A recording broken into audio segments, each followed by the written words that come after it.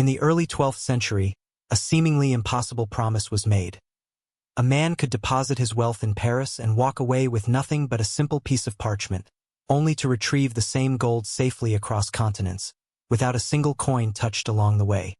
No bank, no modern system, just trust, discipline, and an invisible network spanning the known world.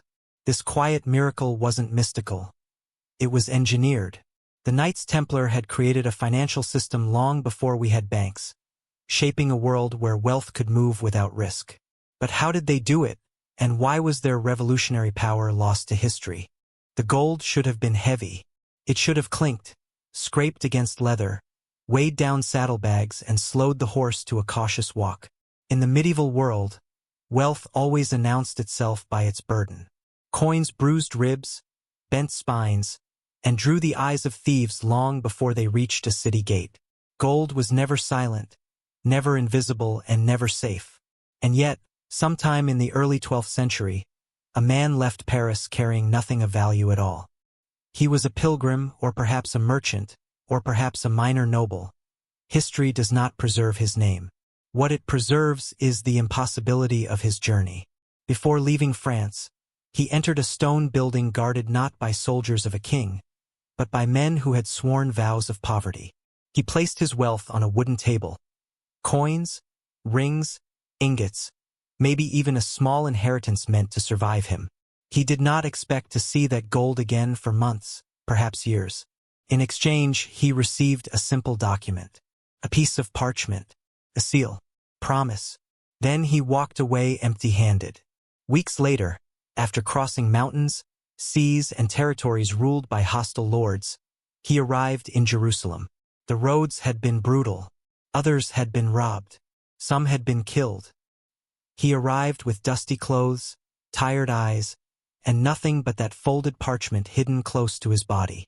He entered another stone building, nearly identical to the first, and presented the document.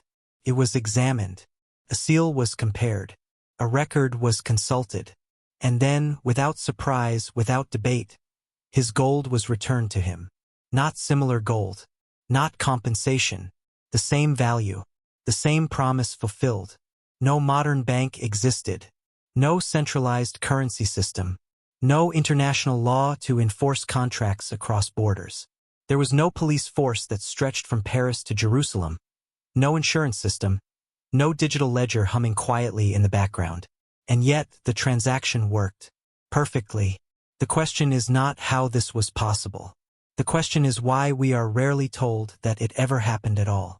Because buried inside this quiet miracle is a truth that unsettles the way we think about money, power, and history. Long before skyscrapers, before stock exchanges, before modern banks with marble floors and guarded vaults, someone had already solved the most dangerous problem money has ever faced. How to make trust travel farther than violence. To understand how radical this was, you have to forget everything you know about modern finance. In the medieval world, money was not abstract. It was not numbers on a page. It was metal, weight, substance. You could feel it. You could lose it. You could bleed for it. Moving wealth meant exposing yourself to danger at every step. Roads were not neutral spaces. They were hunting grounds. Bandits operated openly. Local lords imposed tolls that were little more than legalized theft. Even kings could not guarantee safe passage beyond their own borders. To carry gold was to advertise vulnerability. To carry a great deal of it was to invite death. This was especially true for pilgrims traveling to the Holy Land. The Crusades had turned faith into movement. Millions of people crossing continents driven by belief, obligation, or desperation. They brought donations for holy sites, funds for survival, offerings meant to secure salvation. And many never arrived. Their wealth vanished along the road, absorbed into the violence of the age. So when a solution appeared, one that allowed wealth to move without being seen, it felt almost supernatural. At first, it did not look revolutionary. There was no grand announcement, no proclamation that history had shifted, just quiet consistency, a growing reputation, word spreading along roads and ports that there was a group who could be trusted where no one else could. They were knights, but they lived like monks. They carried swords, but they spoke of humility. They slept in armor and prayed in silence. And somehow, impossibly, they became the safest place in Europe to leave your money. This is where the story usually goes wrong. When people hear about the Knights Templar, they think of myths first. Hidden treasure, secret rituals, forbidden knowledge, whispered conspiracies. Gold buried in tunnels. Grails glowing in the dark. Symbols carved into stone. But all of that came later, after fear replaced understanding. The real story begins not with secrecy, but with openness. The early system worked because it was boring, methodical, repetitive. Records were kept carefully. Documents were standardized. Seals were recognized across vast distances. The same rules applied whether you were rich or poor, noble or commoner. There was no improvisation, no drama. That was the brilliance of it. The medieval world ran on personal relationships, on oaths sworn face to face, on loyalty enforced by proximity and threat. But this system did not depend on knowing the person in front of you. It depended on believing in the institution behind them. In a world where trust usually stopped at the edge of a village, this network ignored geography entirely. And it worked because everyone involved understood what failure would mean.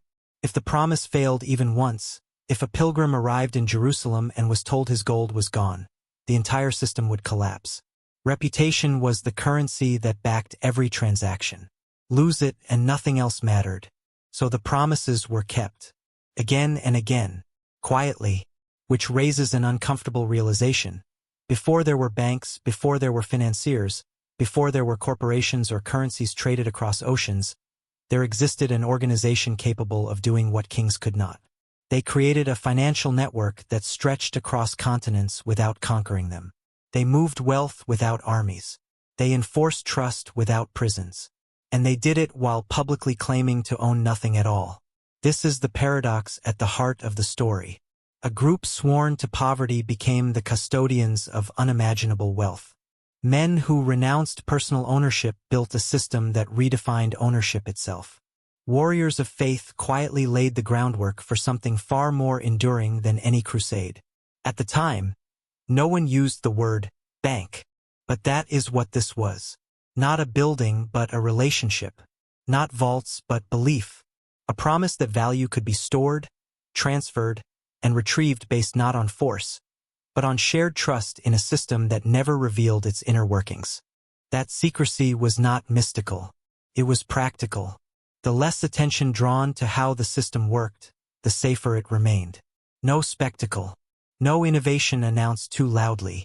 Just results. And the results were undeniable. We tend to think financial revolutions announce themselves with noise. Crashes, booms, declarations, reforms. But the most powerful ones arrive quietly, embedded so deeply into daily life that people forget a time before they existed. This was one of those moments. By the time anyone realized how much power this system represented, it was already indispensable. Kings were using it. Nobles relied on it. The church depended on it. Entire campaigns rose and fell based on the invisible flow of value managed by men who did not wear crowns. And that is where the danger began. Because when you control how wealth moves, you control more than money. You control time, risk, survival, and fate. You decide who can act and who must wait. Who can travel safely and who cannot. Who has options and who has none. The gold that moved from Paris to Jerusalem without ever being seen was not just a clever trick. It was proof that power no longer needed to look like power to be real. And once that idea existed, it could never be undone. The man who completed that journey likely gave thanks and moved on with his life. He probably never thought about the system that made his survival possible. Most people don't. They experience the benefit, not the architecture beneath it. But history remembers the architecture. Because less than 2 centuries later, torches would burn, accusations would fly, and that same organization would be destroyed with shocking speed. Not because it failed, but because it succeeded too well. And when it fell, something strange happened. The gold vanished. Not slowly, not through theft or decay, but as if it had never been the point at all. Which brings us back to the impossible transaction. The gold that traveled without hands. the promise that survived roads soaked in blood, the system that proved trust could be engineered long before it was understood. The real mystery is not where the Templars' treasure went. The real mystery is why the world kept using what they invented, even after ensuring their name would never be trusted again.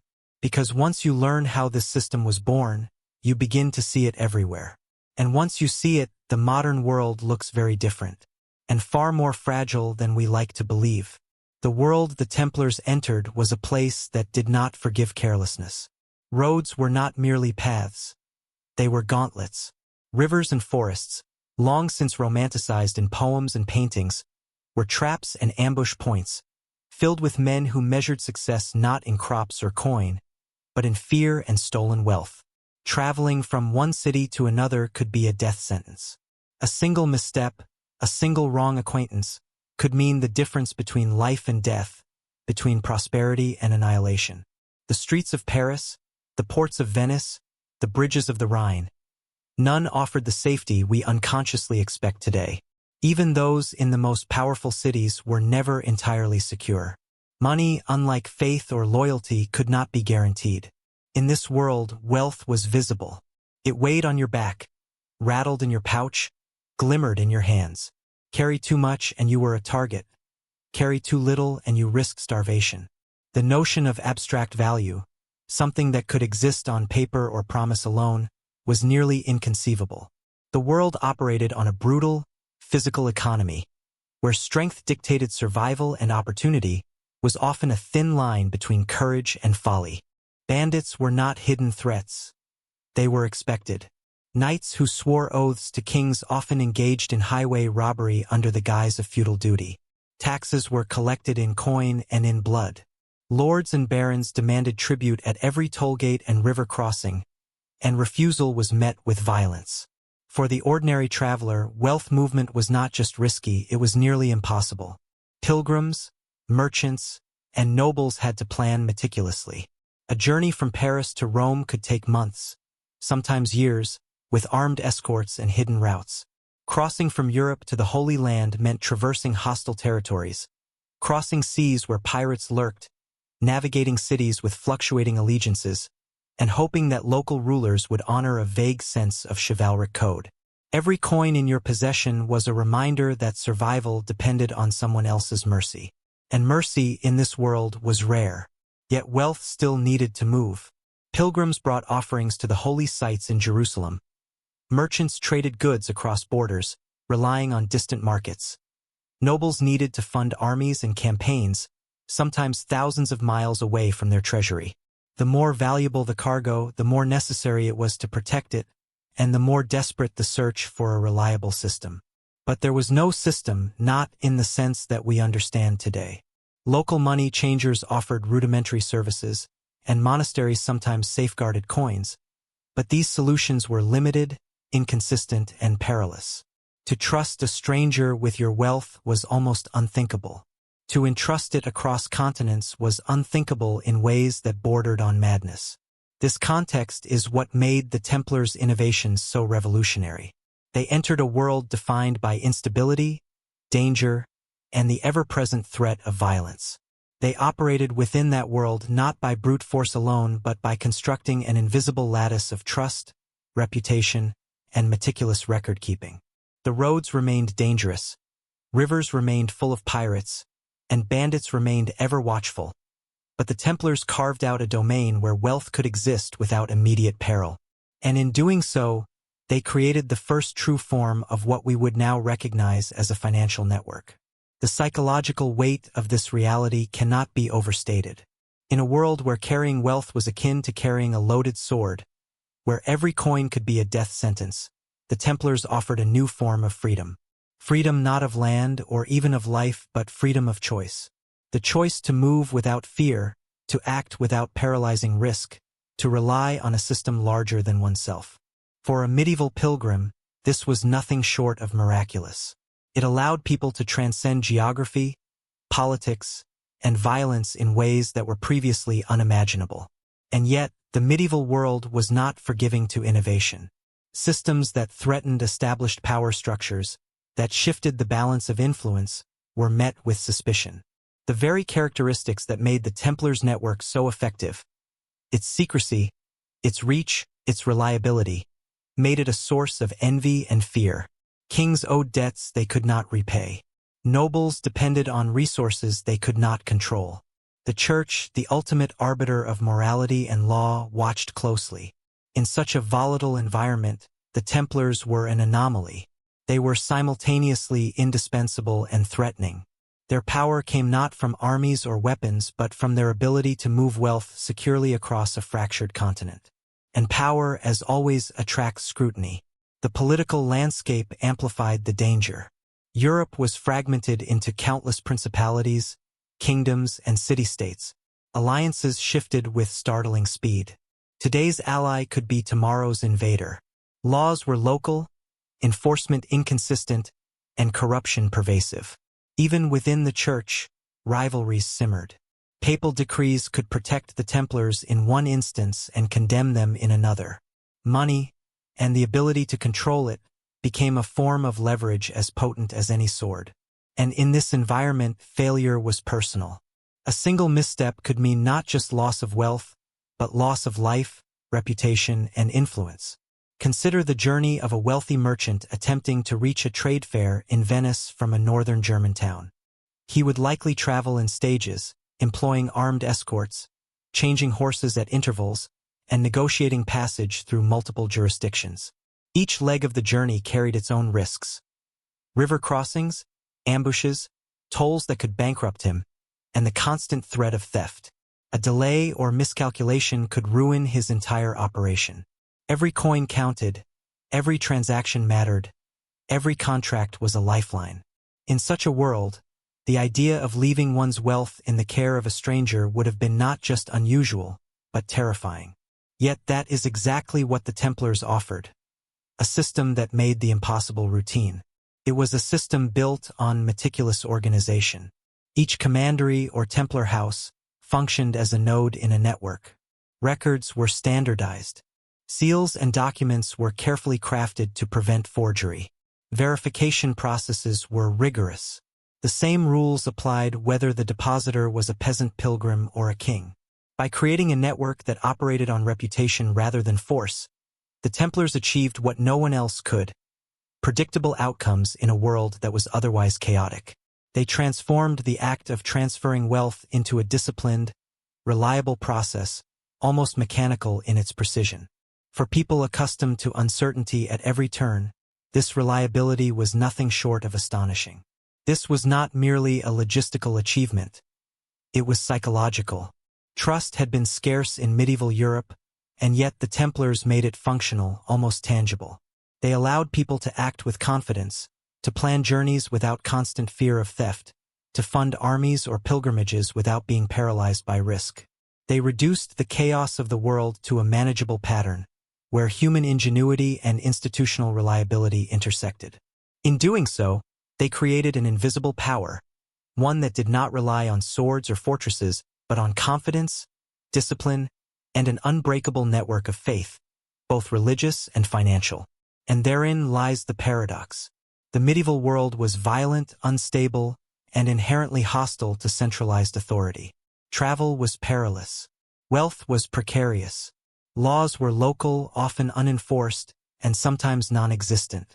Yet in this environment, the Templars devised a system that allowed value to move safely across the most dangerous regions of Europe and the Near East.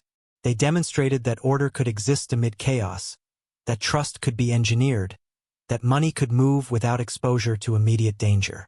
This was nothing short of revolutionary. It is tempting to romanticize this as a miracle, but it was deliberate. Every seal, every record, every oath was part of an architecture built for survival and efficiency. Their success was not luck.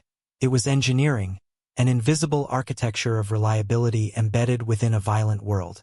They exploited the gaps in society, the inefficiencies, the dangers, and transformed them into a network that served multiple purposes: protection, mobility, and influence. And influence, as they would discover, is more dangerous than gold. Because once you can move wealth where others cannot, you begin to shape events without ever drawing a sword. Kings, merchants, and clergy alike would soon recognize the power of such a network. They depended on it, they envied it, and they feared it. Yet all of this started simply with a single act, allowing a man to leave Paris carrying nothing but faith in a promise, and arriving in Jerusalem with that promise fulfilled. The simplicity of the act belied the magnitude of its consequence. It was, in essence, a quiet revolution, one that history has rarely acknowledged in its proper gravity. The roads remained treacherous, bandits still roamed, kings still demanded tribute, violence still stalked the valleys. And yet, amid this turbulence, a small, disciplined group of monks created a lifeline that would eventually stretch across continents, outlive empires, and seed the foundations of modern finance. In a world defined by danger and scarcity, they proved that human ingenuity, discipline, and the careful cultivation of trust could achieve the impossible. It is a story that begins with fear, chaos, and uncertainty, and yet quietly transforms into one of control, stability, and unprecedented innovation. To understand the world the Templars changed, one must first feel the weight of the world they operated in. A world where every journey could end in ruin, where wealth was a liability, and where trust was a rare commodity more precious than gold itself. And only then can the magnitude of their achievement, and the danger it inspired, be fully appreciated. They were 9, no more. 9 men who had little to their names beyond faith, courage, and the determination to survive in a world that offered them nothing. Their first home was not a castle, not a fortress, not a place where wealth could shield them from harm.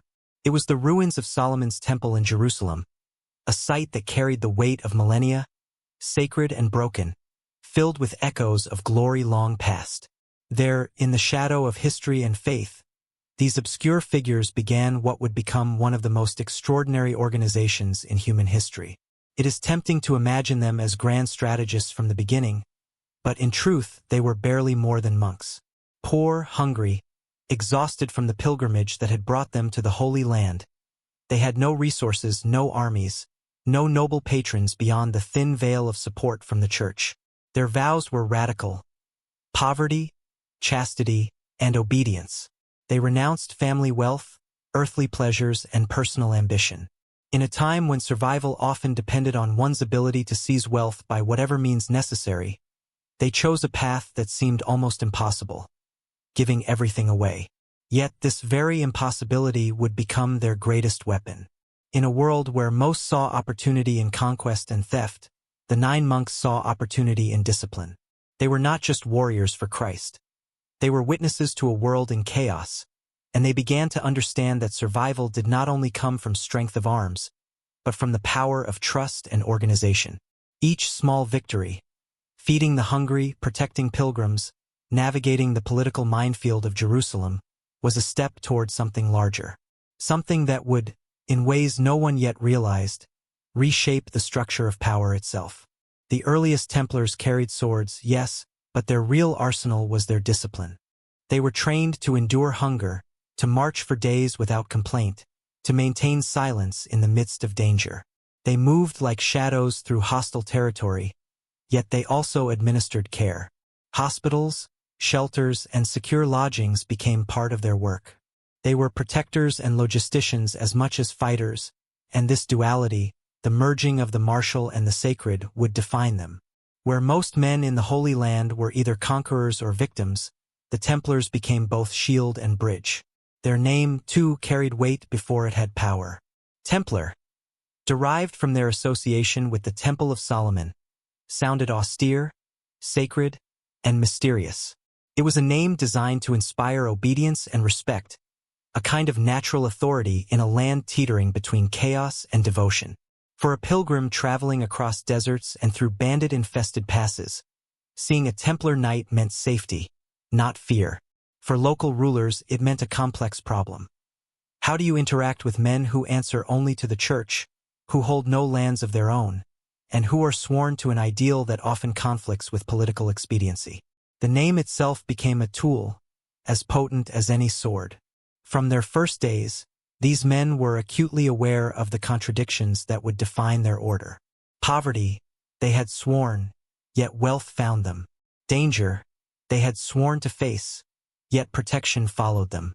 Obedience, they had sworn, yet the very act of organizing an independent, multinational order placed them above kings in certain ways. These tensions were not abstract. They were lived, daily. Every decision was a negotiation between faith and practicality, between ideals and survival. The early Templars were pioneers navigating a moral and operational frontier. Every footstep on Jerusalem's stony streets was both literal and metaphorical, a step toward building something that would eventually defy expectation and history itself. The monks' early days were marked by improvisation. Jerusalem was a city of contradictions. Holy and violent, sacred and brutal, vibrant with trade yet riddled with poverty. The Templars were forced to learn quickly, not just the ways of combat but the intricate patterns of human behavior. They learned who could be trusted, how to negotiate with merchants and nobles, how to identify threats before they arrived. Observation became as critical as swordsmanship. They studied patterns, memorized routes, recorded interactions, and slowly built a system of management and accountability that would underpin everything they did. What began as survival became a prototype for one of the most disciplined organizations Europe had ever seen. And then came the first recognition. Word spread that these men, poor and obscure, were capable of extraordinary feats. Pilgrims were protected, treasure safeguarded, and justice administered where local authorities failed. Churches and monasteries, which once questioned the value of such warriors, began to see them as indispensable. Small donations followed, then larger ones. Knights were recommended, lands offered, and slowly the order began to expand. What had started as 9 poor men in ruins was evolving into an institution. Each new recruit was both a continuation of the mission and a new experiment in organization. Yet power, even when earned through virtue, attracts suspicion. The very success of these early Templars made them targets, though no one could articulate the reason at first. In a society built on hierarchy and land-based power, here were men who owned nothing and yet exercised influence. They could mobilize armed forces, negotiate across borders, and enforce rules that even kings had to respect. Their vow of poverty became a shield. Without personal wealth, there was no incentive for corruption, and yet they could command resources with the weight of collective authority. The contrast was disarming and, for some, threatening. The 9 original knights, though small in number, had conceived a revolutionary principle. Discipline multiplied by trust equals power. By adhering to their vows with ruthless consistency, they created credibility that transcended their immediate strength. A knight's word, backed by the order, could move mountains or at least move armies and treasure. What others achieved through fear or lineage, they achieved through organization and reliability. This was a radical inversion of the typical medieval order, where birthright dictated influence more than action. It was, in essence, a premonition of the modern concept of meritocratic authority, though clothed in religious devotion. Their approach to wealth was equally radical. While they owned nothing personally, the order itself could receive and manage resources. Donations were centralized, recorded, and safeguarded. Land, once granted, was administered collectively. Supplies for the crusades were coordinated through a network of lodges and commanderies. Even at this early stage, the Templars were building a system that could handle logistics on a continental scale. What might seem mundane, inventory, accounting, record-keeping, was revolutionary precisely because the world had never relied on such methods. Most rulers acted opportunistically, reacting to immediate crises. The Templars anticipated, organized, and enforced continuity, giving them an edge that few could compete with. But the human story behind the system is equally important. These men were not automatons. They struggled with fear, exhaustion, and doubt. They bore witness to death daily. Pilgrims attacked on the road, neighbors executed for minor offenses, famines, plagues, and relentless combat. Yet their shared purpose created a bond stronger than fear. Their vows were not merely ritual. They were lifelines. They tethered each knight to a higher ideal that could not be shaken by circumstance alone. In a world dominated by violence, their moral and spiritual discipline became both armor and weapon. it is easy to forget the scale of their ambition. 9 men, sleeping in ruins, could hardly have imagined the consequences of their actions. Yet from these obscure beginnings, a network would grow that spanned kingdoms and empires. Their methodology, discipline, loyalty, record-keeping, and secrecy would form the blueprint for international financial systems centuries before such concepts formally existed. Their vision was not just military or religious. It was systemic. They were designing structures that could survive the death of leaders, the collapse of kingdoms, and the chaos of war. In effect, they were engineering resilience into an unstable world. The founding knights also understood a crucial principle of human behavior. That perception shapes reality. Their austere habits, their vows, and their rituals communicated authority and purpose. Outsiders could not easily comprehend the order's intentions, and that ambiguity became a source of power. Fear and respect were intertwined. They operated openly in some areas, covertly in others. By controlling how others perceived them, they created leverage that exceeded their numerical strength. 9 men became the nucleus of an idea that could not be measured in swords alone. The broader historical context magnifies their achievement. Jerusalem was a contested city, a crucible of competing faiths, armies, and interests. Every day brought new challenges. Political negotiations with Muslim leaders, coordination with other crusading factions, and management of pilgrims whose faith outstripped their resources. In such a volatile environment, maintaining cohesion was nearly impossible. And yet, the 9 knights did not merely survive, they thrived. They created order where chaos reigned, demonstrating an early and extraordinary mastery of administration that would underpin their future dominance. The paradox of their power lies in its invisibility. The 9 knights wielded authority without personal wealth, influence without official recognition, and strength without numbers. They had no armies of their own, no fortresses in the beginning, no claim to land. Yet by mastering the human, logistical, and moral dimensions of their mission, they achieved a kind of sovereignty. And it is precisely this paradox, power built from discipline, trust, and obedience, that would terrify kings, challenge churches, and leave a legacy that still echoes in modern financial systems. Even at this nascent stage, one can detect the seeds of something extraordinary. A network that could protect wealth, coordinate armies, and influence politics without relying on conventional levers of power. The early Templars understood that strength is amplified by organization, reliability, and the ability to inspire faith. And faith, in this case, was as much secular as it was spiritual. They asked the world to trust an idea, that disciplined men, bound by a code, could achieve what kings and generals could not. Their journey from 9 obscure monks to a system capable of moving armies and treasure across continents is the story of ingenuity in the face of chaos.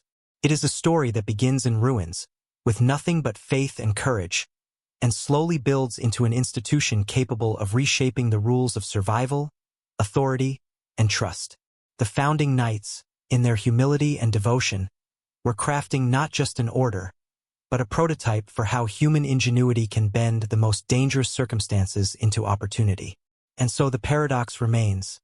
9 men who swore poverty became the architects of power far beyond their numbers. Their beginnings, humble and almost laughable in scope, contain the blueprint for one of the most influential organizations in human history. What started as survival, discipline, and devotion would evolve into something that could safeguard wealth, shape politics, and redefine trust across continents. It was a quiet revolution, invisible to most, yet destined to leave its mark on history in ways no one could have imagined at the time. The papal seal arrived quietly, almost unassumingly, yet its weight was heavier than any sword the knights carried. It was a simple parchment, stamped with the mark of the Pope, yet it carried the authority of heaven itself. In a world where kings could levy armies on a whim, where barons could seize land and wealth without consequence, this seal placed the Templars above them all. It was a paradox so profound that few could grasp it at first. Men who had sworn poverty, obedience, and humility now held a shield of authority that even monarchs hesitated to challenge. It was not just protection. It was power cloaked in sanctity.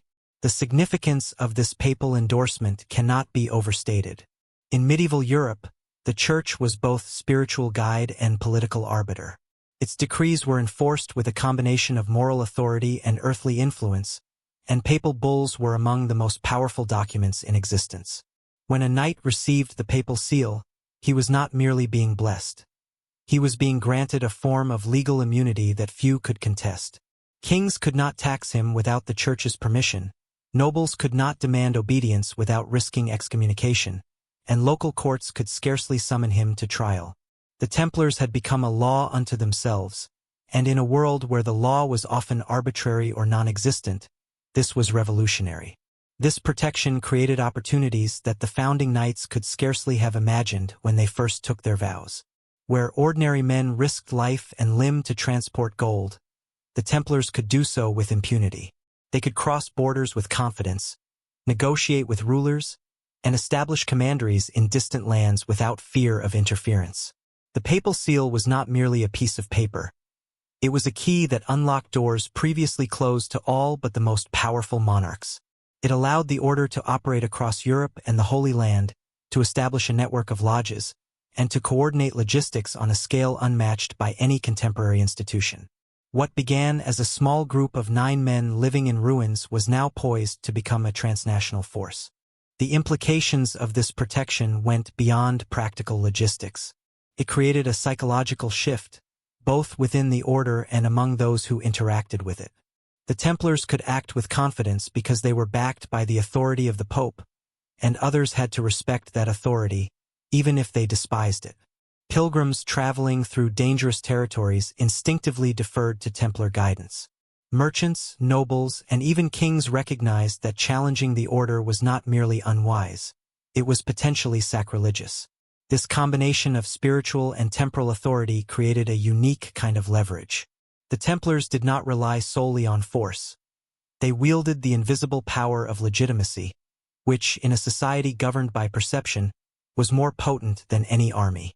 Yet this authority came with its own set of challenges.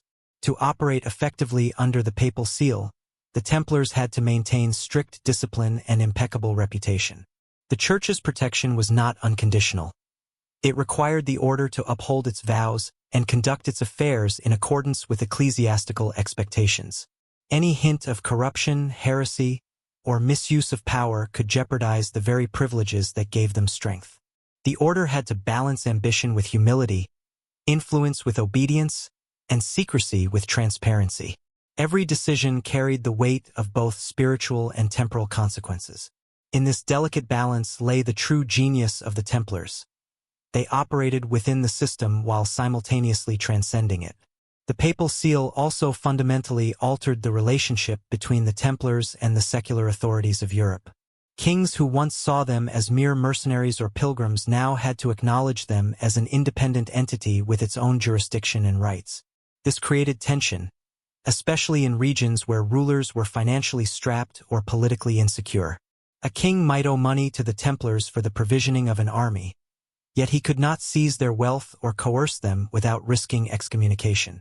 This dynamic placed the order in a position of extraordinary influence. They could negotiate terms, secure favorable conditions, and, most importantly, move wealth and resources in ways that secular powers could not easily control. This newfound autonomy had practical consequences for the financial operations that would later define the Templars' legacy. With the Church's protection, they could accept deposits from kings, nobles, and merchants without fear of interference. They could establish a network of commanderies that functioned as safe houses, banking nodes, and logistical hubs. They could develop a system of letters of credit, allowing pilgrims and crusaders to transfer wealth across continents without physically carrying it. The papal seal transformed a group of warrior monks into the most trusted custodians of money in the medieval world, and it did so almost effortlessly, simply by granting legitimacy and protection. Yet the power granted by the papal seal was not without its dangers. Independence, especially in a hierarchical and fractious society, breeds envy and suspicion. The more the Templars could operate free from secular oversight, the more they attracted scrutiny from those who coveted their wealth, questioned their motives, or feared their influence. Their authority was both a shield and a target, It protected them from some threats while exposing them to others. Every successful operation, every safe transfer of wealth, increased their visibility and, paradoxically, their vulnerability. The very success that the papal seal enabled planted the seeds of future conflict. Kings, jealous and indebted, began to view the order with a mix of awe and apprehension. The historical irony is striking. These men, sworn to poverty, owed their extraordinary power not to accumulation but to renunciation. By giving up personal wealth, they earned the trust of the Church, which in turn granted them authority over wealth itself. Their vows of obedience and humility, which might have seemed limiting, became the foundation for unparalleled influence. In a world dominated by force and coercion, the Templars discovered a subtler, more sustainable form of power: legitimacy. They became untouchable, not because they were invincible in battle, but because they operated within a framework that others could not challenge without risking moral, spiritual, and political peril.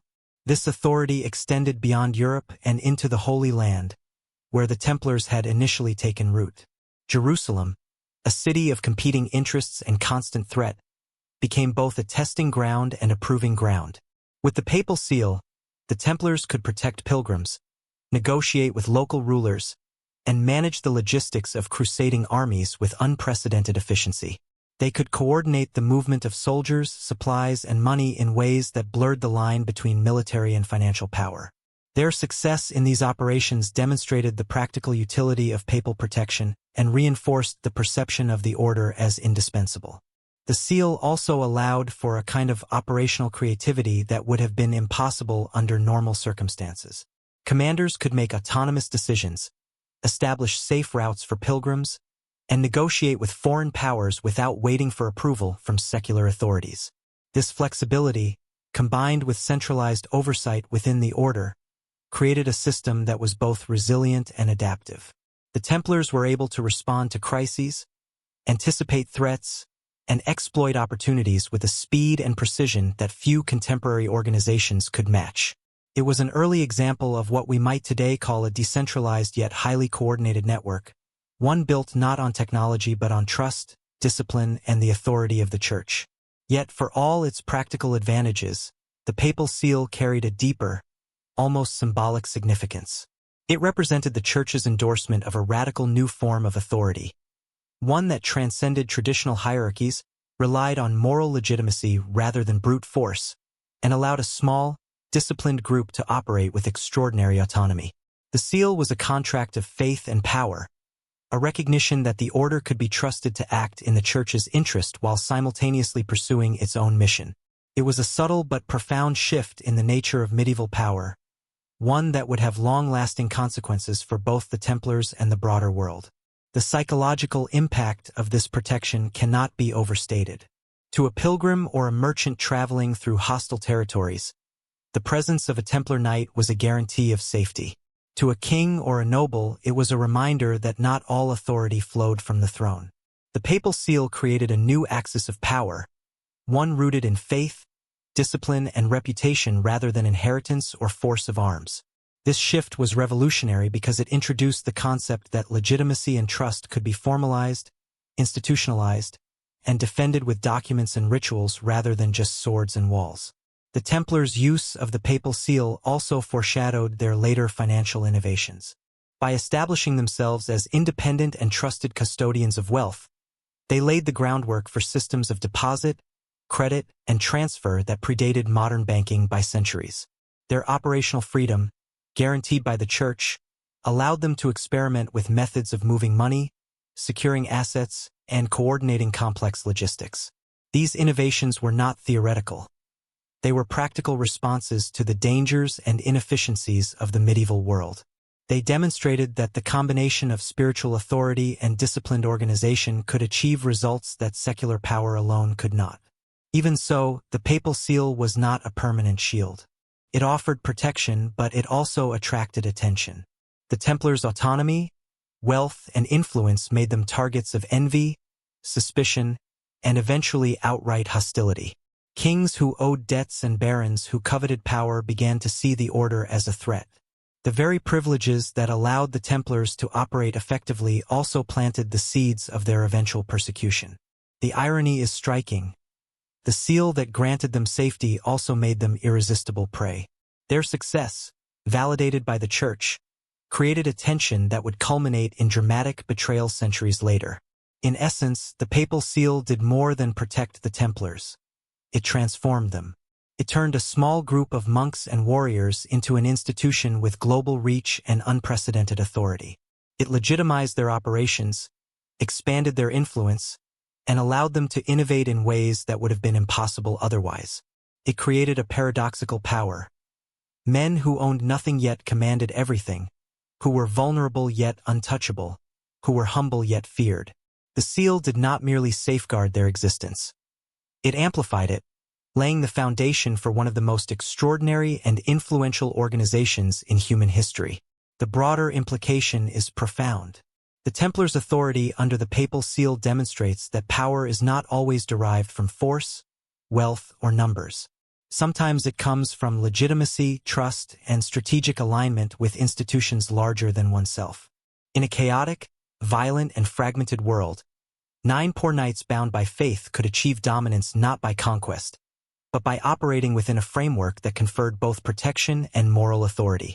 This principle, almost invisible in its subtlety, would echo through the centuries, influencing not only the fate of the order but the development of financial and organizational systems across Europe. By the time the Templars fully grasped the potential of the papal seal, they were no longer merely warriors. They were administrators, bankers, logisticians, diplomats, and enforcers of a system that relied as much on reputation as on swords. The seal allowed them to navigate the complex interplay of secular and ecclesiastical power, ensuring that their order could grow, innovate, and survive in ways that other organizations of the time could not.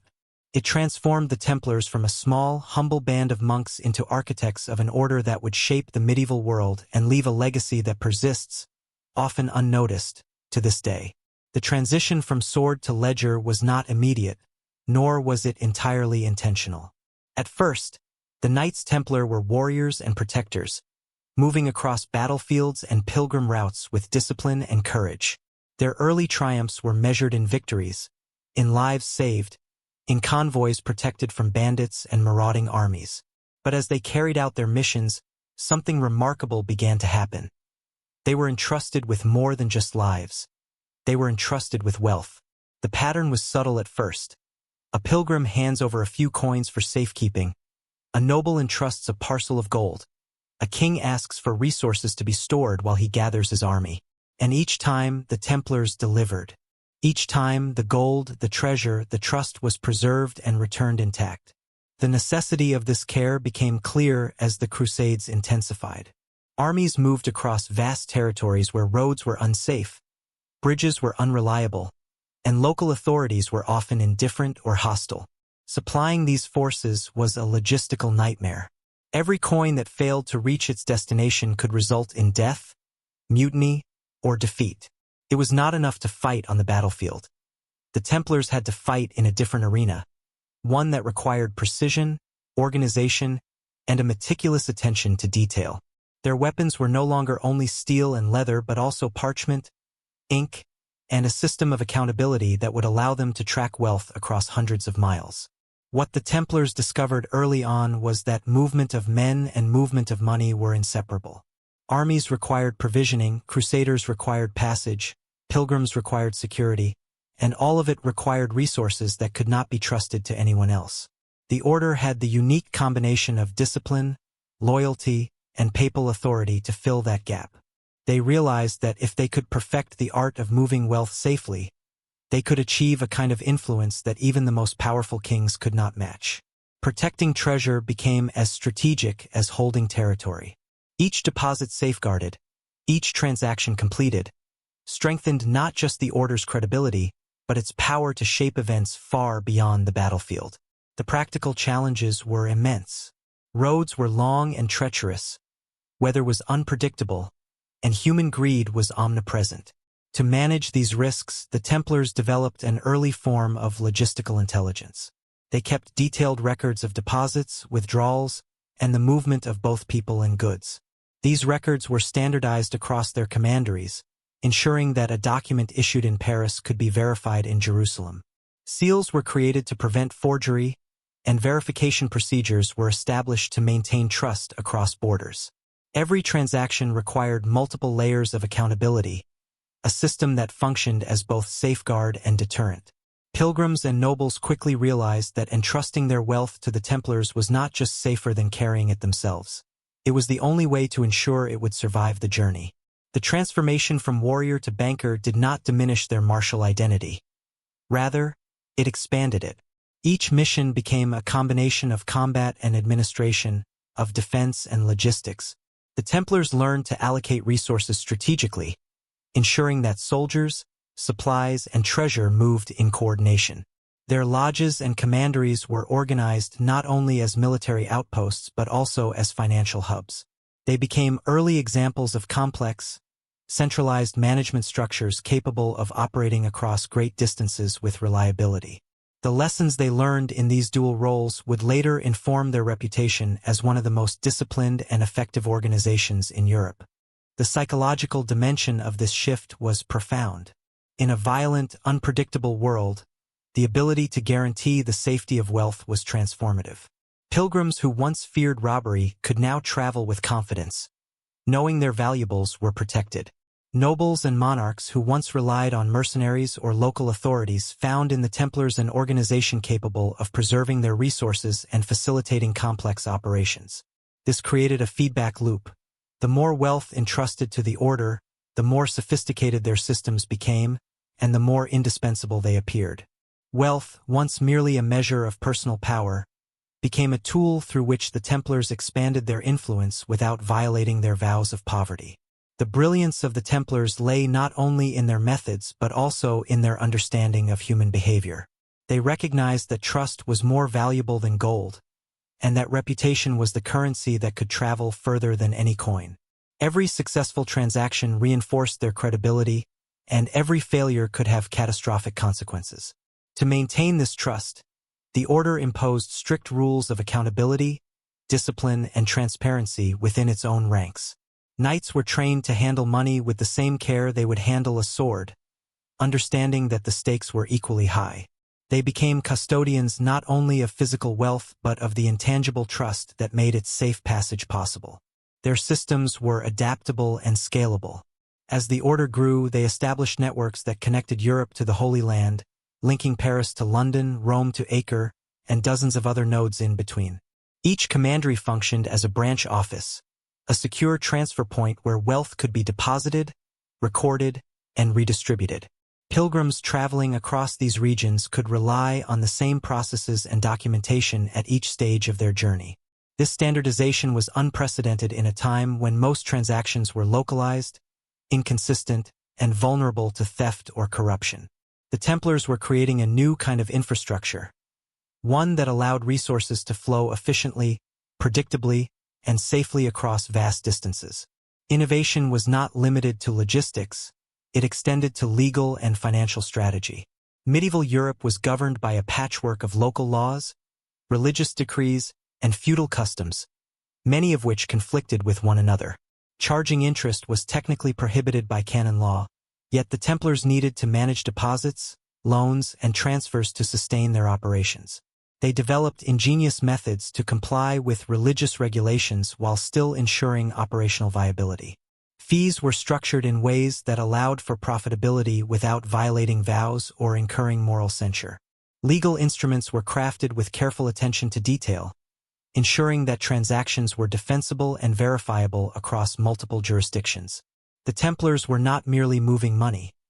They were designing a legal and financial architecture that anticipated challenges before they arose. The combination of military discipline, logistical acumen, and financial innovation created a unique form of authority. The Templars were no longer just protectors.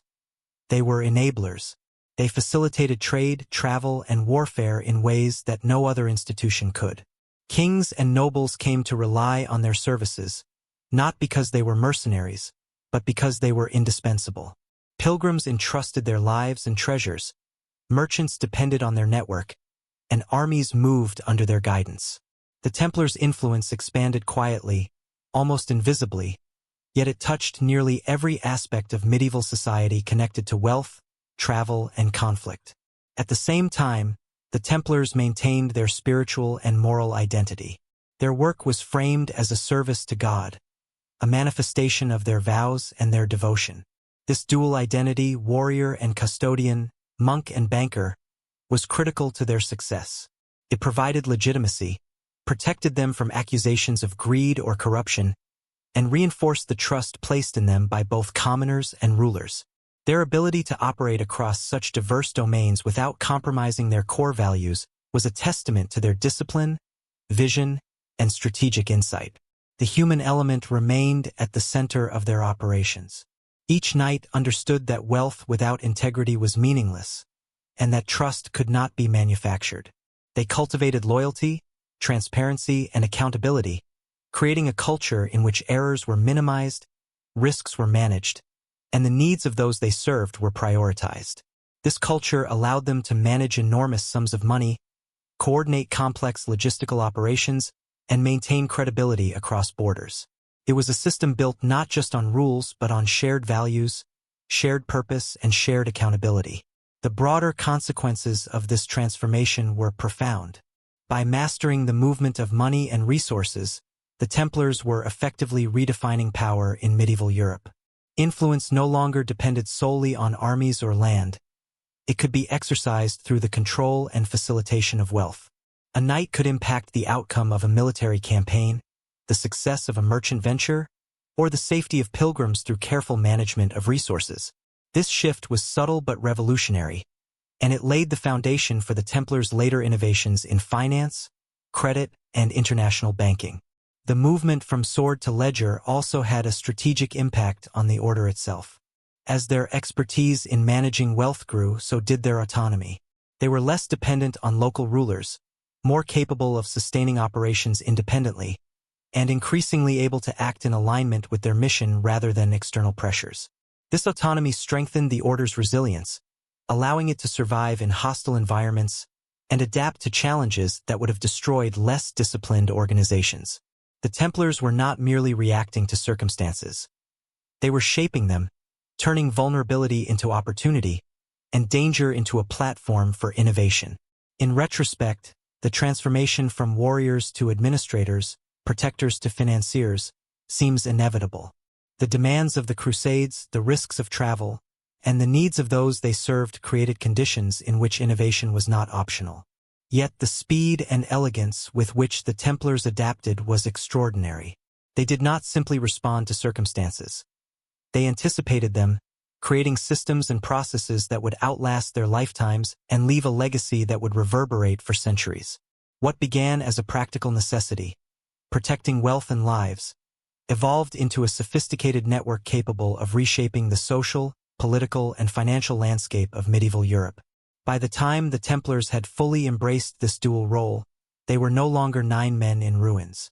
They were an institution, a network, a force capable of influencing events far beyond their immediate reach. Their expertise in logistics and finance became as legendary as their prowess on the battlefield, and the seeds of a financial revolution were sown, centuries before Europe would formally recognize the concept of banking. The order demonstrated that discipline, trust, and careful organization could produce power greater than armies or fortresses alone, and in doing so, they forever altered the relationship between wealth, authority, and survival. The shift from sword to ledger was not a loss of identity but a redefinition of it. The Templars were still warriors, still monks, still servants of God, but they had added a new dimension: the ability to wield influence through wealth, information, and trust. They had discovered that power could be exercised quietly, methodically, and invisibly, and that in doing so, they could achieve results that brute force alone could never accomplish. It was a lesson in adaptability, foresight, and the subtle mechanics of control, an early glimpse of the principles that underpin modern financial and organizational systems. In essence, the Templars' evolution from sword to ledger was the natural outcome of necessity, discipline, and vision. It was a response to the chaotic, violent world around them, but it became something far more enduring: a demonstration that trust, organization, and strategic innovation could achieve what raw strength alone could not. By mastering the movement of wealth as effectively as the movement of armies, the Templars not only secured their place in history but reshaped the very framework through which human societies understood power, responsibility, and the flow of resources.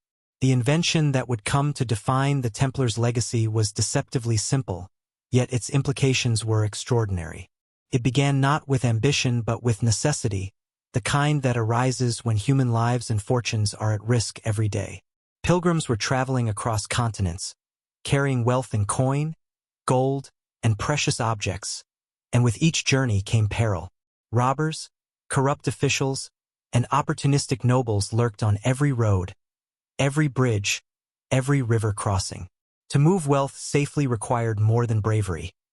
It required ingenuity, discipline, and a mechanism that could transcend distance, danger, and human greed. The Templars conceived a solution that was as subtle as it was brilliant. They created a document, a simple letter that could stand in for gold. A pilgrim or noble could deposit their wealth in one commandery, receive this letter, and then travel safely to another commandery where the letter could be redeemed for the equivalent amount. The gold itself never had to be carried across dangerous terrain. It moved instead on paper, through a network of trusted custodians whose reliability had been validated repeatedly by the order's discipline, the papal seal, and the order's growing reputation. This system was the first known example of what would later become the modern concept of the letter of credit. It allowed wealth to flow across regions without physical risk, fundamentally altering the relationship between trust, money, and mobility. In a society where currency was tangible, heavy, and dangerous to transport, the letter of credit was nothing short of revolutionary. It transformed wealth from a static, location-bound asset into a dynamic, transferable resource. A noble in Paris could finance a campaign in Jerusalem without ever exposing his treasury to ambush. A merchant could expand trade without fear of loss on the journey.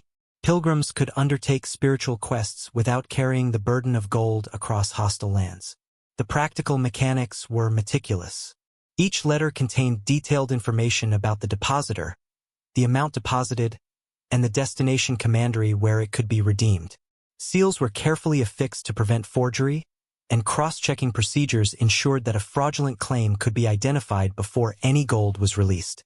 Multiple layers of verification created redundancy that was rare for the time, and every transaction reinforced the credibility of the system.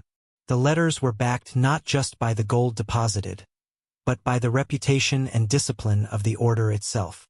Trust, carefully engineered and institutionally enforced, became a transferable asset.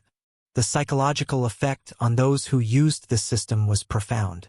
The ordinary traveler, previously weighed down with fear at every mile, suddenly felt freedom. Wealth no longer had to move with them. Their personal risk was reduced, and with it, anxiety and vulnerability. Nobles could act with strategic flexibility, merchants could invest in trade with less caution, and armies could mobilize resources efficiently. The Templars had not simply solved a logistical problem. They had reshaped the very perception of possibility. By proving that wealth could travel without danger, they expanded the horizons of human action. This innovation required more than administrative skill. It demanded an understanding of human psychology and social dynamics. The Templars had to ensure that all parties involved believed in the integrity of the system. Depositors had to trust that their wealth would be safeguarded, and those redeeming letters had to believe that the claims were legitimate. This trust was reinforced through the order's discipline, its reputation for reliability, and the backing of the papal seal. The letter of credit was not just a financial instrument. It was a social contract, one that leveraged authority, accountability, and institutional credibility to achieve results far beyond what individual effort could accomplish. The implications for trade and pilgrimage were immense. A merchant traveling from Venice to Acre could now rely on the Templars to transport wealth securely, reducing both the cost and the risk of long-distance commerce. Pilgrims journeying to the Holy Land could carry only what was necessary for travel and sustenance, knowing that their money was safe in Templar hands. This system also allowed the Templars to expand their influence quietly, without confrontation or overt aggression. By controlling the safe movement of wealth, They effectively created a network that kings, nobles, and merchants depended upon. Their power was exercised indirectly, through trust and reliability, yet it shaped events across continents with precision and consistency. The letters of credit also introduced a form of flexibility and efficiency that was unparalleled. Wealth could be mobilized without physical transport, allowing rapid response to emergencies, military campaigns, or urgent financial needs. The Order's lodges functioned as hubs where these transactions were coordinated, creating a web of influence and capability that extended across Europe and into the Holy Land. What might have seemed like a simple clerical innovation was, in reality, a sophisticated mechanism for power, control, and influence. The Templars had created a system that leveraged human behavior, institutional credibility, and procedural rigor to produce results that few contemporaries could even imagine. This innovation was not without risk. Letters of credit could be forged, lost, or misused, and the Templars had to constantly refine their methods to maintain security. They developed rigorous protocols for issuing and redeeming letters, including detailed documentation, multiple witnesses, and careful cross-checking between commanderies. Each innovation was a response to practical threats, yet it also reinforced the Order's reputation. Pilgrims and nobles began to see the Templars as indispensable, not merely for their martial prowess but for their ability to safeguard the flow of wealth and maintain the integrity of commerce and pilgrimage. The broader societal impact of this system is difficult to overstate. By reducing the risks associated with transporting wealth, the Templars enabled the growth of long-distance trade, the financing of military campaigns, and the safe movement of pilgrims. Economic activity could expand, armies could be provisioned efficiently, and individuals could act with greater confidence in an otherwise unpredictable world. The letters of credit created a form of financial mobility that was unprecedented, demonstrating that well-structured institutional trust could replace physical coercion or constant vigilance. In effect, the Templars had invented a mechanism that made distant action possible in a world where distance had previously been a formidable barrier. The elegance of the system also lay in its subtlety. It did not require the Templars to act as lenders in the modern sense, nor did it demand that they accumulate wealth for its own sake. Instead, they became facilitators of trust, intermediaries in a network where credibility and reputation were more valuable than gold itself. By focusing on process, verification, and institutional reliability, they created an infrastructure that could scale across continents and endure over time. The letters of credit were not merely documents. They were instruments of social and economic engineering, enabling coordination, stability, and predictability in a world defined by chaos. This innovation also reinforced the Templars' unique position in medieval society. They were no longer just monks, warriors, or pilgrims. They were architects of a financial system that prefigured modern banking. By demonstrating that wealth could be secured, mobilized, and transferred through trusted intermediaries, they created leverage over political, military, and economic affairs. Kings and nobles became dependent on their services, while merchants and pilgrims came to see the Templars as the only reliable custodians of their assets. Authority, influence, and innovation converged in a form that was subtle yet profound, transforming a religious military order into a network of power that could operate across borders with unprecedented efficiency. The letters of credit also introduced a principle that resonates in modern finance: that trust, when institutionalized and enforced, can substitute for physical control. In a world where wealth was typically measured by coins and tangible assets, the Templars proved that confidence and verification could carry value across space and time. They anticipated concepts that would not be formalized for centuries, demonstrating an intuitive grasp of the mechanics of credit, risk management, and networked authority. In doing so, they not only safeguarded their contemporaries but also laid the foundation for a system that would eventually underpin global commerce and banking. The human consequences of this innovation were profound. Pilgrims who would have risked death to carry their wealth could now travel with relative security. Merchants who feared piracy or highway robbery could conduct trade with confidence. Nobles could finance expeditions or campaigns without physically moving gold across dangerous terrain. The Templars had created a form of empowerment that extended beyond the order itself. By controlling the movement of wealth, they enabled others to act boldly, to travel farther, to invest more confidently, and to participate in a world that had previously been constrained by fear and uncertainty. At the same time, the system reinforced the Templars' internal cohesion and identity. The successful management of wealth required discipline, accountability, and rigorous adherence to procedure. Knights were trained not only to fight but also to administer, record, and verify. Their martial and financial roles were intertwined, each reinforcing the other. By mastering both domains, the order cultivated a reputation for reliability, competence, and moral integrity that became central to its authority. Their credibility, once established, became a self-reinforcing asset, attracting more wealth, influence, and responsibility. The letters of credit also served as a vehicle for quiet influence. By controlling the safe transfer of resources, the Templars could shape outcomes without direct confrontation. They enabled armies to move efficiently, merchants to expand trade, and pilgrims to reach their destinations safely. This indirect power, exercised through reliability and trust, was more sustainable and less confrontational than traditional forms of dominance. It allowed the order to grow in authority without provoking immediate opposition, setting the stage for a level of influence that few institutions of the time could rival. In retrospect, the Templars' creation of the letter of credit was a turning point, not only for the order but for the history of finance itself.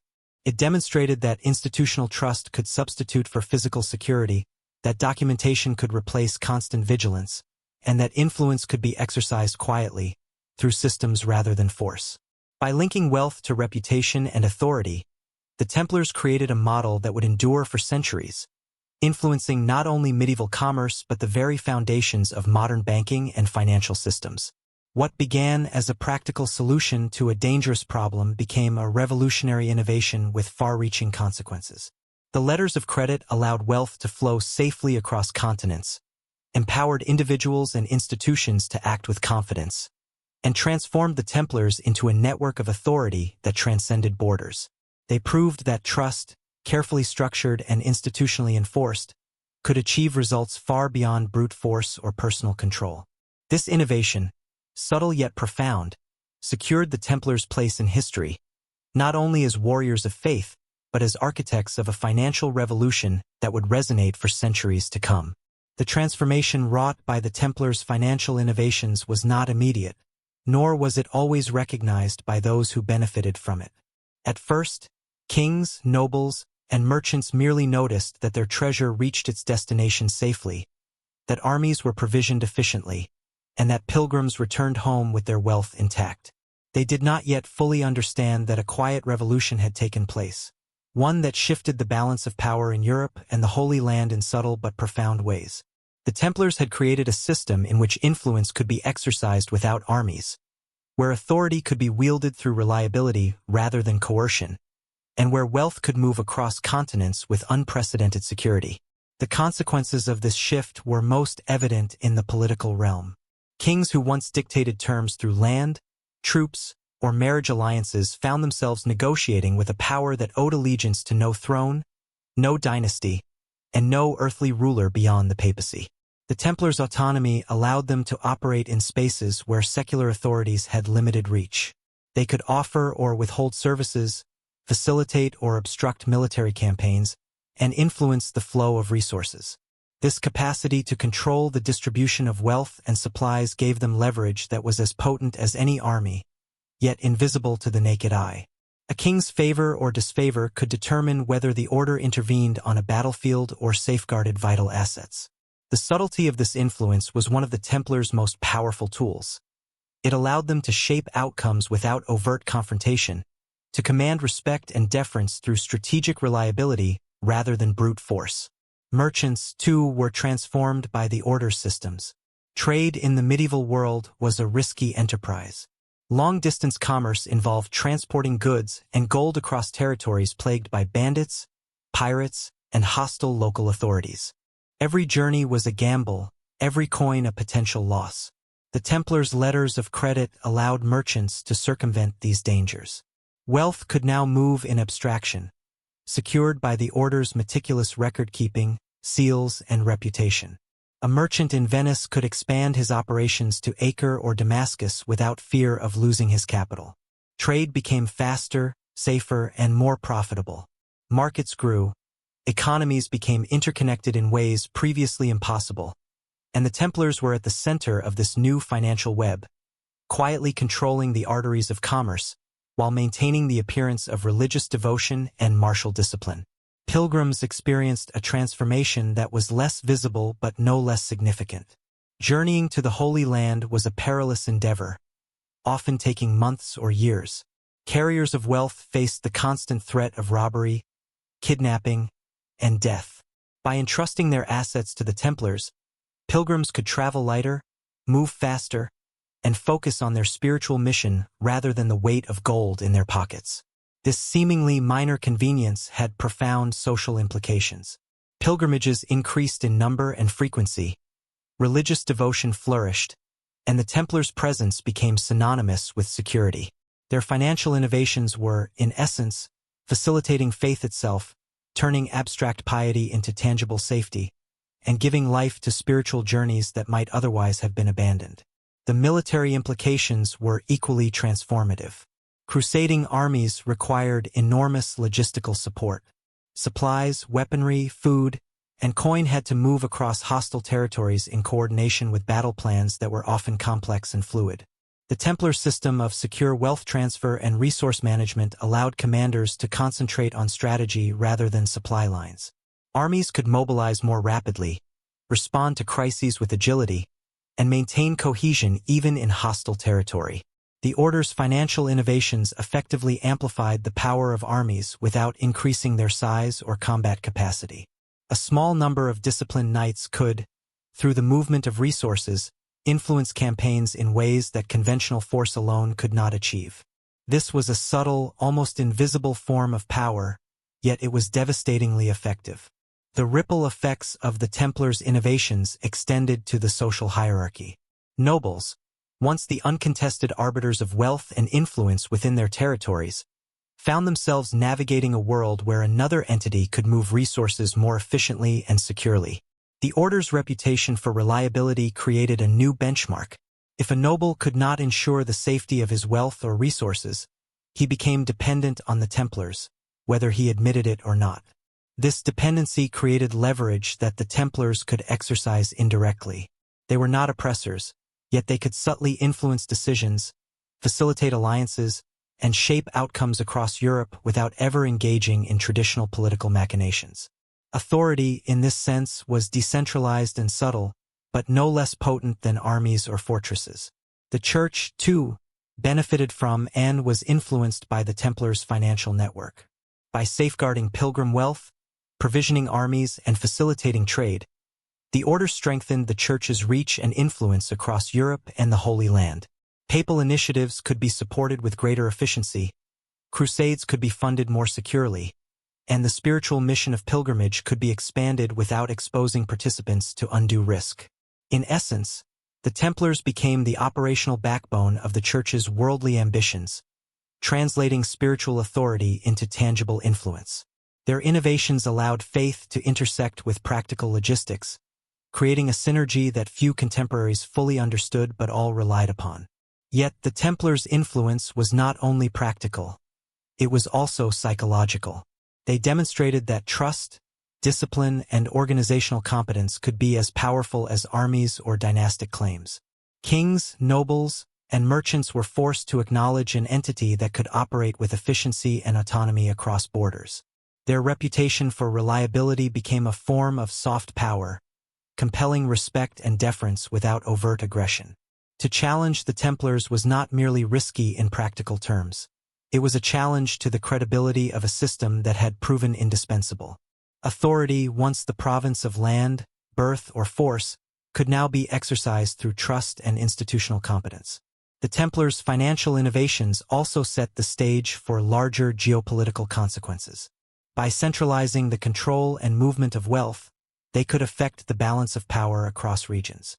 An army's ability to fight, a merchant's ability to trade, and a noble's ability to maintain influence could all be indirectly influenced by the Order's management of resources.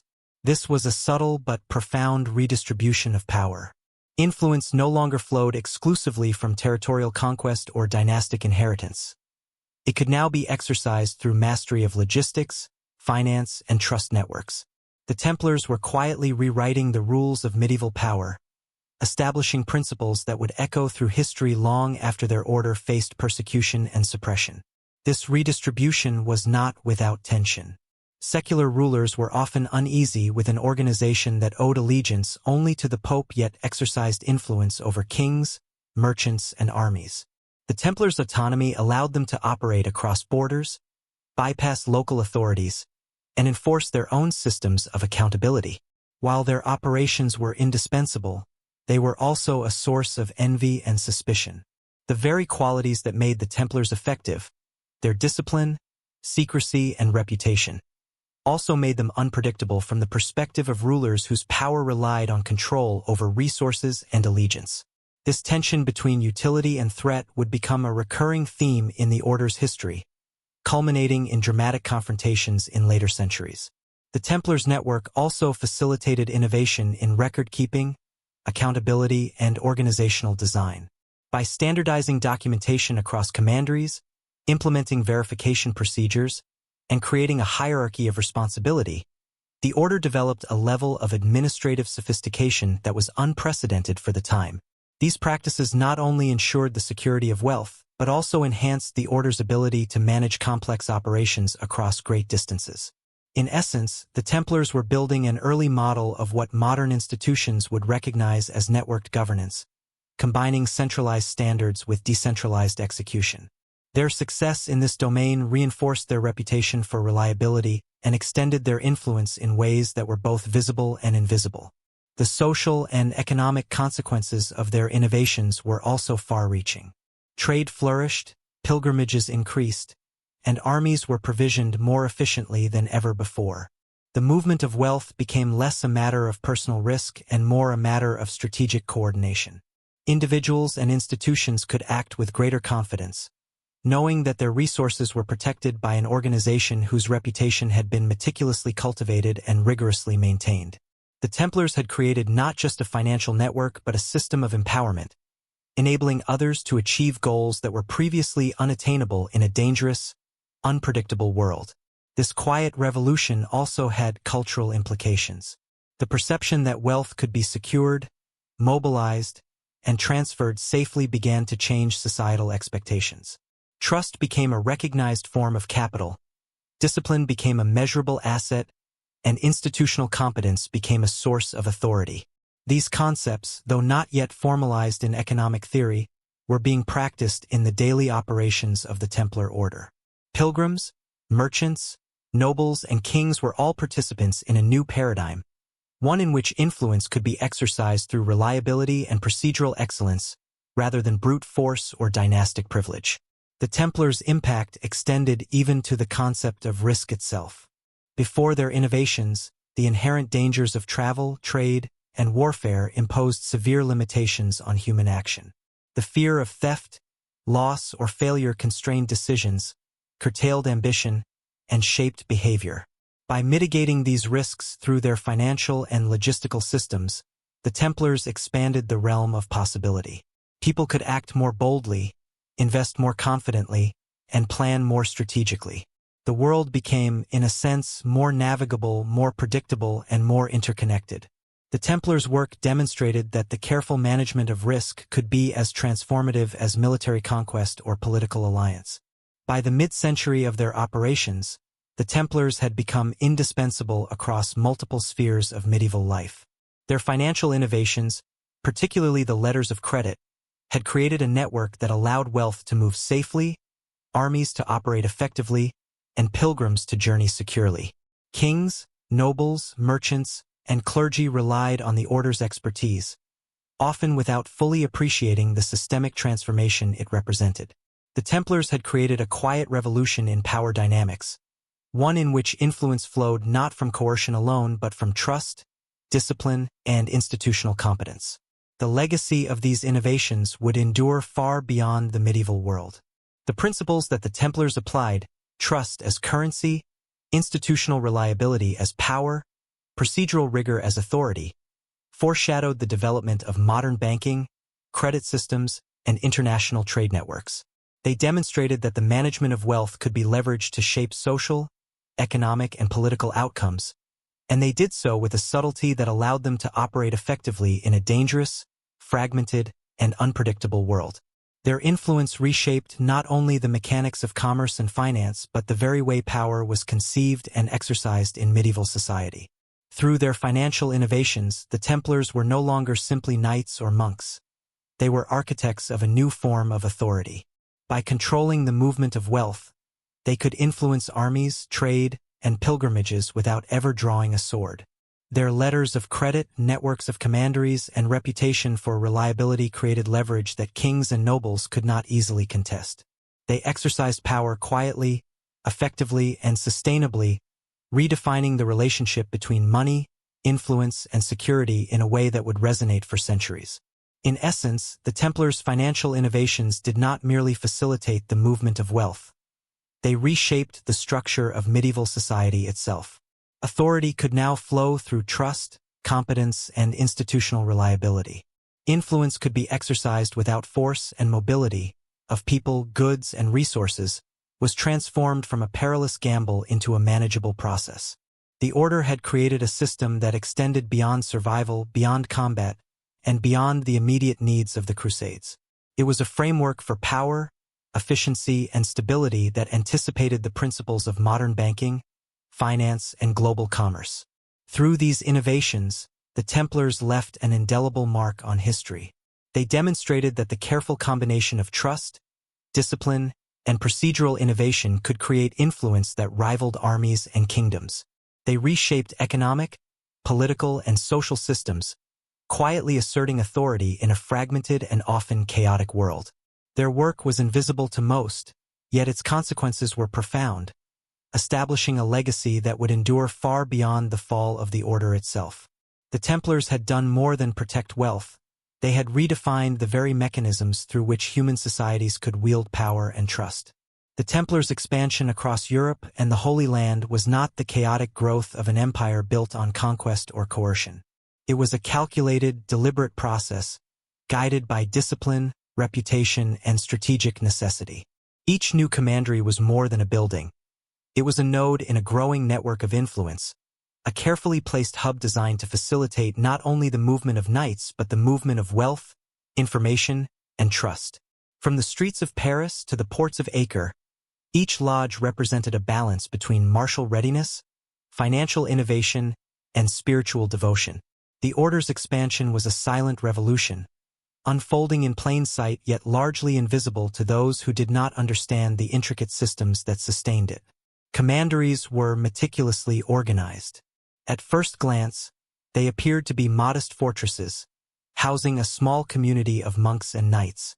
Within their walls, however, the Templars maintained sophisticated operations. Storage rooms contained not only arms and armor but carefully guarded treasure chests and ledgers, each entry meticulously recorded and verified. Scribes and administrators worked alongside warriors, ensuring that each coin deposited, each letter of credit issued, and each shipment dispatched followed strict protocols.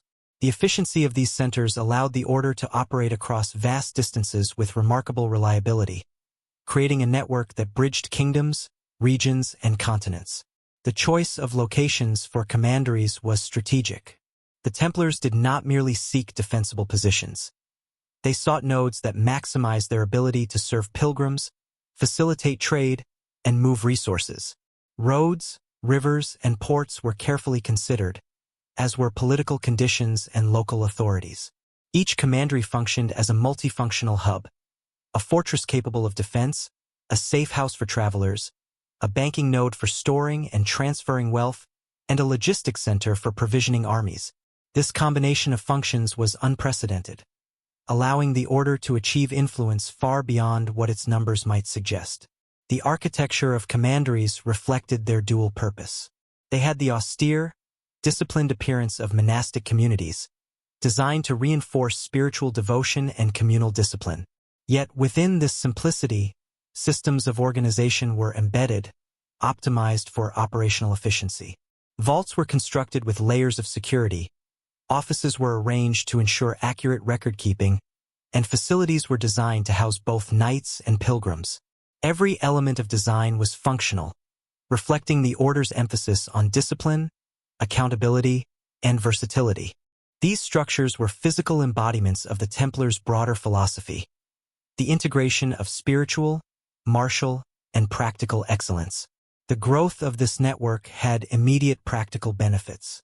Pilgrims traveling from distant regions could move with confidence, knowing that a Templar lodge awaited at predictable intervals along the route. Merchants could deposit wealth in one commandery and redeem it at another, minimizing the risks associated with transporting coin and bullion over dangerous terrain. Military expeditions could rely on these centers for provisioning, recruitment, and coordination. The commanderies were nodes of certainty in a world often dominated by unpredictability, serving as anchors for faith, commerce, and strategy. As the network expanded, the Templars' influence grew proportionally. Each commandery became a center of local authority, respected by neighbors and feared by potential adversaries. The order's reputation for reliability and integrity preceded them, allowing even secular authorities to recognize their value and accommodate their presence.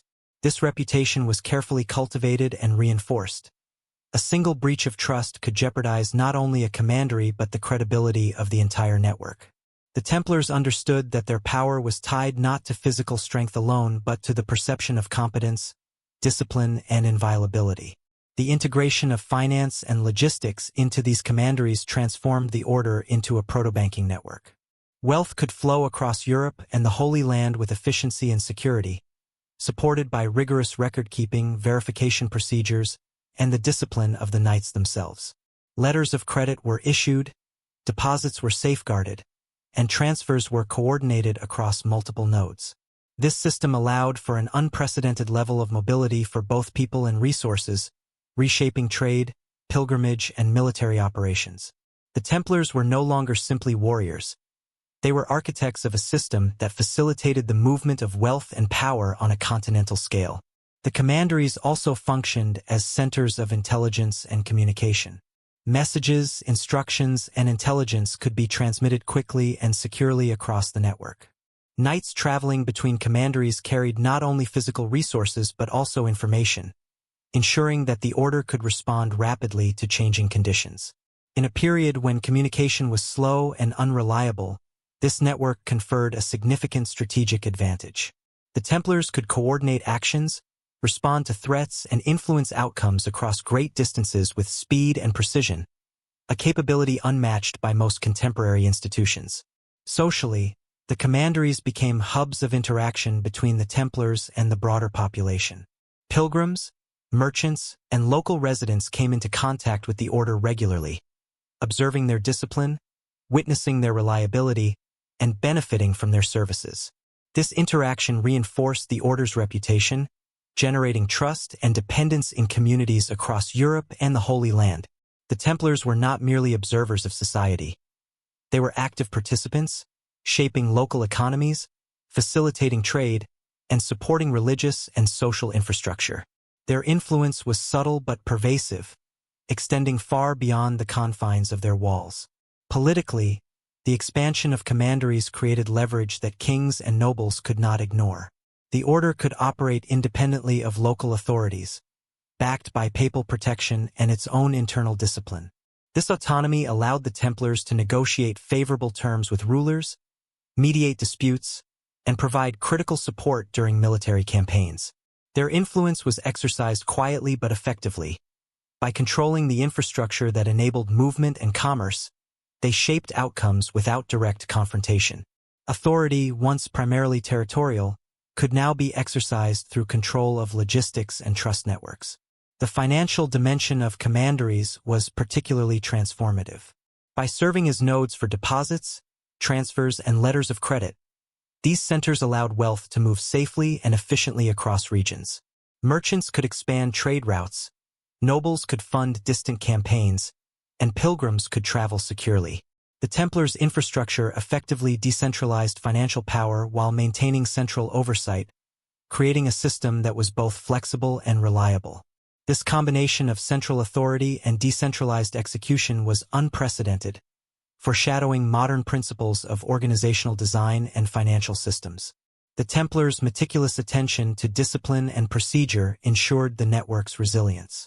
Each commandery adhered to standardized protocols for record-keeping, verification, and accountability. Redundant systems were in place to prevent errors or fraud. Scribes and administrators were trained to manage complex operations with precision, ensuring that the integrity of the system could be maintained even under stress. This organizational rigor allowed the order to scale its operations without compromising reliability, reinforcing the perception of inviolability that underpinned its authority. The network also facilitated innovation. By connecting regions across Europe and the Holy Land, the Templars could experiment with new methods of resource management, finance, and logistics. Successful innovations could be replicated across commanderies, creating a dynamic system capable of continuous improvement.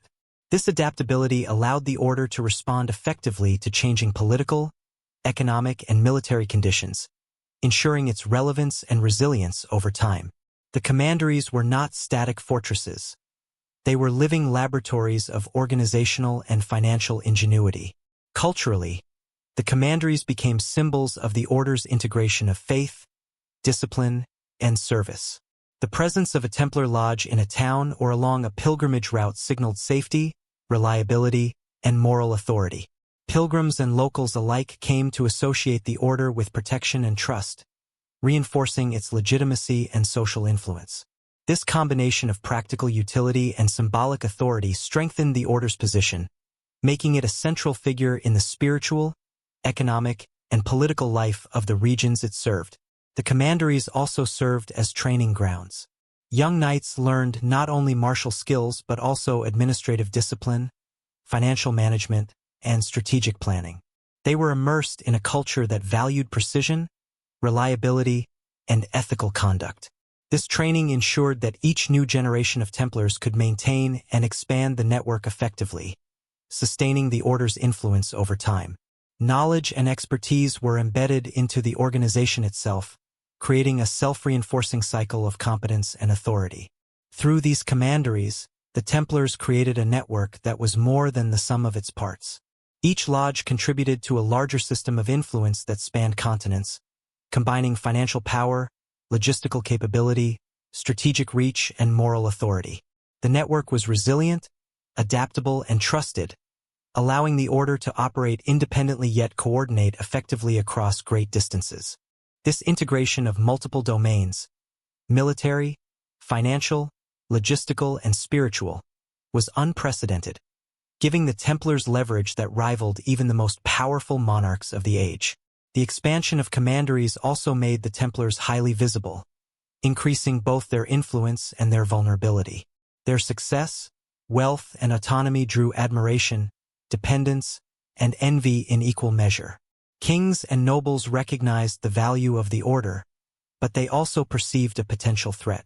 The Templars' ability to operate across borders and control resources independently challenged traditional hierarchies and power structures.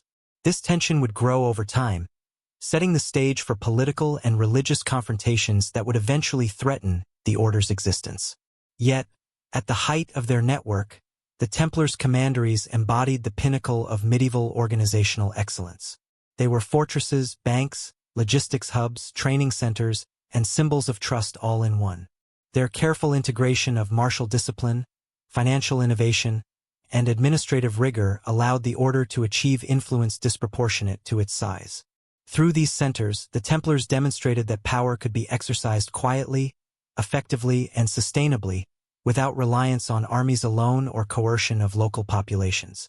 Their commanderies were living proof that trust, competence, and strategic placement could reshape the flow of wealth, people, and influence across continents. By the time their network spanned Europe and the Holy Land, the Templars had become more than an order. They had become an institution, a force that shaped politics, trade, religion, and society simultaneously. The commanderies were the arteries of this organism, enabling movement, communication, and influence on a scale that few contemporaries could comprehend. They were living laboratories of financial, logistical, and administrative innovation, blending faith, discipline, and practicality into a system that fundamentally altered the medieval world. The Templars' network demonstrated that authority could be exercised through structure, trust, and competence, creating a model of power that would echo across centuries and leave an indelible mark on history. The Templars' growing network of commanderies and financial innovations naturally evolved into a broader influence over trade, resources, and the flow of wealth across Europe and the Holy Land. What began as a system designed to protect pilgrims' money became an engine of economic power, quietly shaping markets, supply lines, and regional economies in ways few contemporaries could comprehend. Their involvement in commerce was not motivated by greed but by necessity and opportunity. Armies needed provisions, pilgrims required safe passage, and merchants sought reliable mechanisms for trade. The Templars provided all of these services, integrating them into a network of trust that extended their influence far beyond the battlefield or the monastery. Merchants quickly discovered that working with the Templars offered advantages unavailable elsewhere. Transporting goods across medieval Europe and the eastern Mediterranean was fraught with danger. Roads were dangerous, river crossings could be treacherous, and political instability could suddenly make a journey impossible.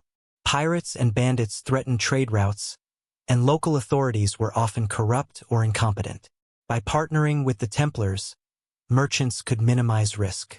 The Order's commanderies served as secure hubs for storing goods and transferring wealth.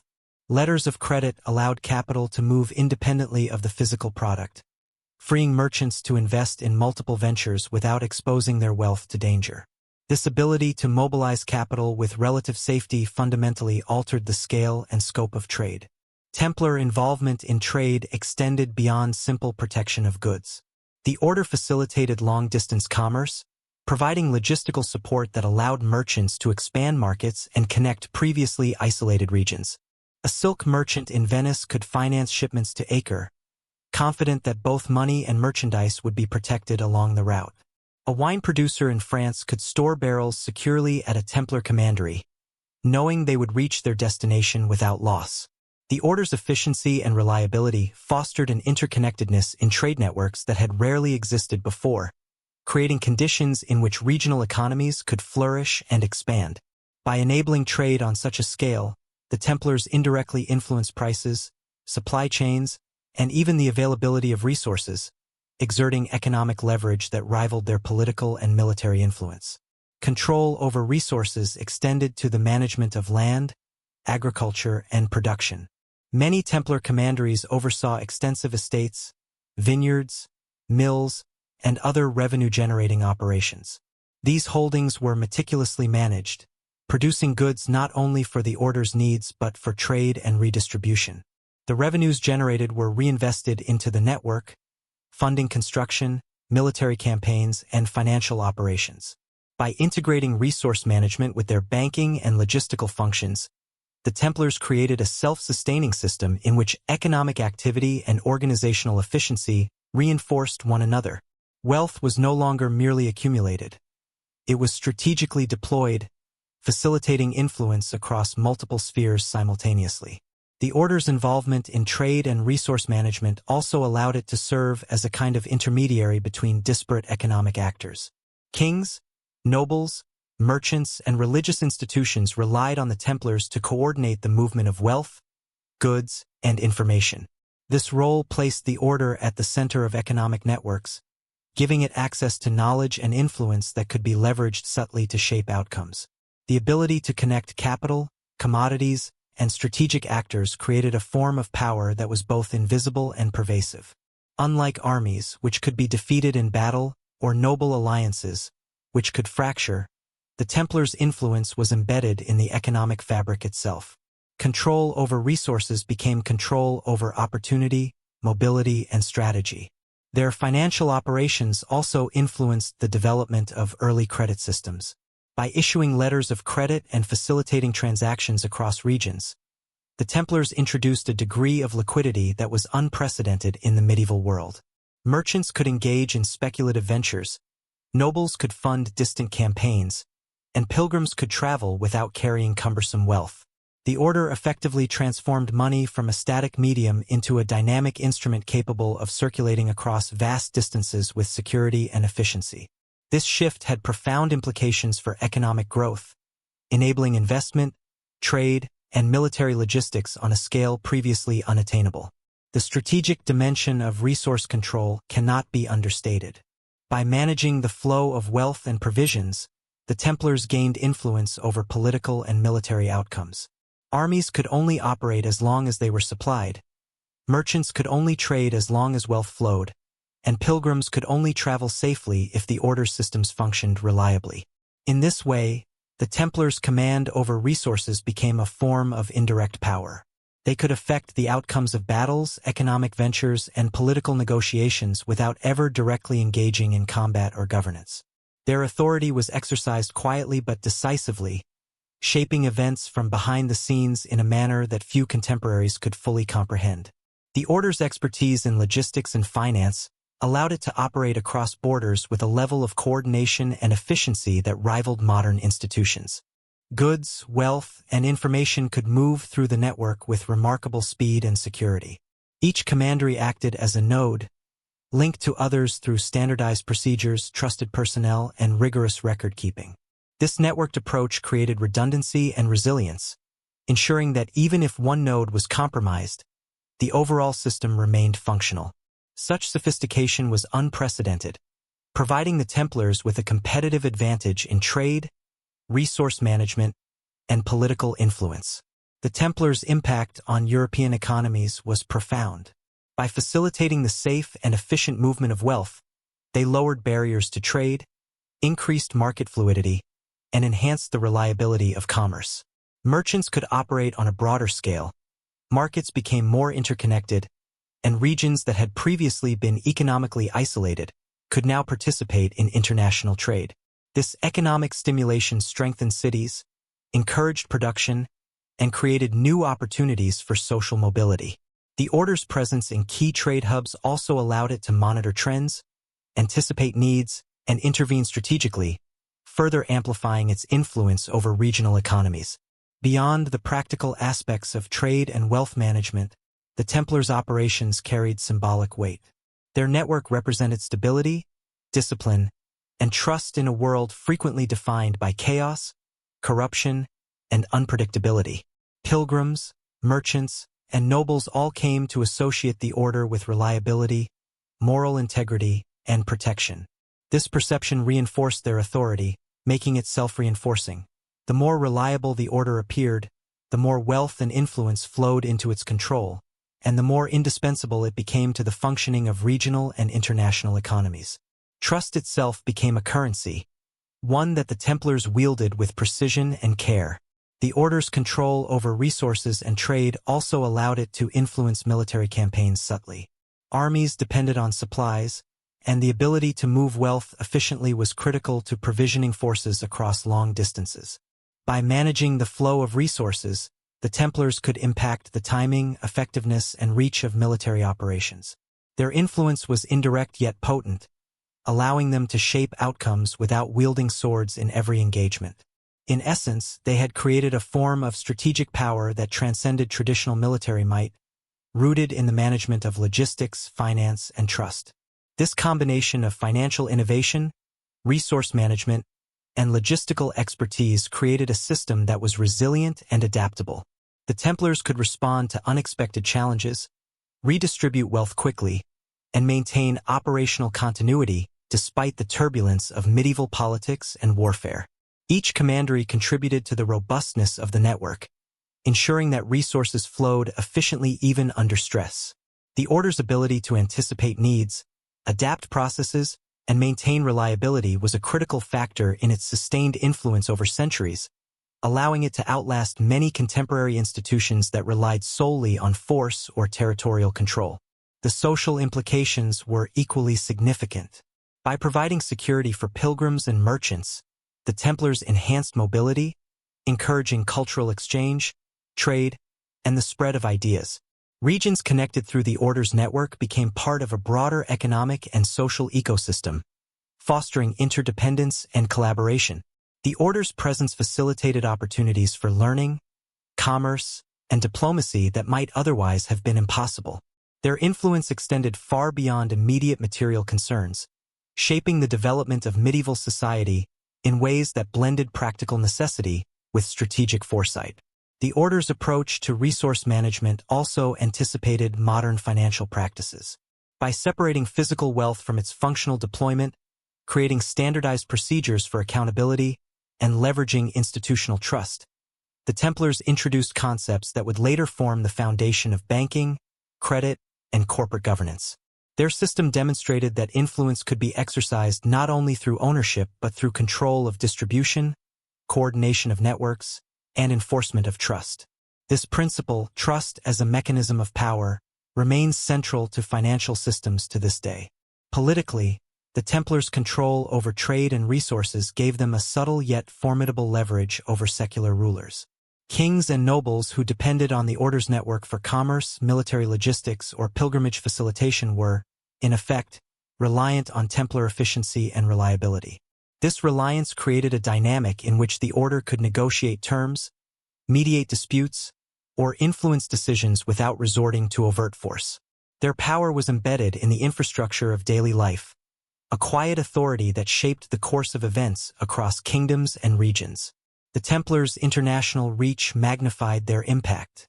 Wealth could flow from France to the Holy Land, from Italy to Spain, and across the Mediterranean with security and speed previously unimaginable. This connectivity allowed markets to integrate, enabled armies to coordinate more effectively, and created opportunities for diplomacy and negotiation that depended on reliability rather than coercion. The order's influence was diffuse but profound, extending through the arteries of trade and finance to touch nearly every corner of the medieval world connected to commerce, warfare, or pilgrimage. The order's management of wealth and resources also created a self-reinforcing cycle of power and influence. The more reliable and effective their operations, the more wealth and trust were placed in their hands. This, in turn, allowed the Templars to expand operations, innovate further, and maintain dominance over trade and financial networks. Unlike feudal lords or mercenary leaders, whose authority could be undermined by rebellion or loss of territory, the Templars' strength lay in the systemic integration of finance, logistics, and trust. This structural resilience was unprecedented and made the order both indispensable and enigmatic to contemporaries. Through their control of trade, resources, and finance, the Templars became architects of a new kind of power, quiet, systemic, and far-reaching. They demonstrated that influence could flow from reliability, organization, and the management of essential networks rather than brute force or dynastic claim. Their operations reshaped European economies, facilitated military campaigns, supported religious pilgrimages, and created conditions for cultural and social integration across regions. By managing the flow of wealth and resources with precision, they became a central, albeit often invisible, force in the medieval world. In essence, the Templars' command over trade and resources was the backbone of their influence. They had created a system in which money, goods, and information could move safely, predictably, and efficiently across continents. This system empowered merchants, nobles, and pilgrims, while simultaneously extending the order's authority far beyond its immediate numbers or martial strength. Through the careful orchestration of logistics, finance, and trust, the Templars reshaped the medieval economy, demonstrating that systemic competence could rival armies and fortresses in the pursuit of power. Their legacy in this domain would echo through centuries, laying the foundations for modern financial systems and redefining the mechanics of influence in human society. The rise of the Templars as an economic and logistical powerhouse did not go unnoticed. Their unprecedented influence, which flowed quietly through networks of trust, finance, and strategic commanderies, began to generate envy and suspicion among those who had once relied upon them. Monarchs, nobles, and rival orders watched the Templars' growing authority with a mixture of admiration and apprehension. At first, the order's capabilities were seen as indispensable. Kings relied on their efficient management of wealth and logistics to fund military campaigns. Nobles depended on their secure facilitation of trade, and pilgrims entrusted their lives and fortunes to their hands. Yet, as the order's reach expanded, The very traits that made them invaluable also sowed seeds of distrust. They had become a power that operated outside the traditional frameworks of kingship, feudal hierarchy, and territorial control, and such independence inevitably provoked unease. The Templars' growing autonomy was a central source of tension. Unlike most institutions in medieval Europe, they owed allegiance only to the Pope, not to any king or noble. This independence allowed them to act with strategic freedom, moving resources, financing ventures, and coordinating military operations without seeking approval from secular authorities. For rulers accustomed to controlling the flow of wealth and resources within their realms, this was unsettling. The Templars could facilitate armies, fund expeditions, or protect merchant networks without the consent of local rulers. Their power was both pervasive and subtle, exercised not through brute force but through the careful orchestration of trust and infrastructure. The very invisibility of their influence made it harder to confront, and thus more frightening to those who felt their authority challenged. Rulers and nobles began to view the Templars' vast wealth and organizational competence with suspicion. Their estates, commanderies, and vaults were unparalleled in Europe, holding treasure, provisions, and resources that could rival the holdings of kings themselves. In a world where accumulation of wealth equated to political leverage, the Templars' resources represented a potential threat. A single act of defiance or a refusal to cooperate could have consequences for armies, trade, or pilgrimages. The Templars' financial and logistical dominance created a latent form of power that, while rarely exercised overtly, made secular authorities uneasy.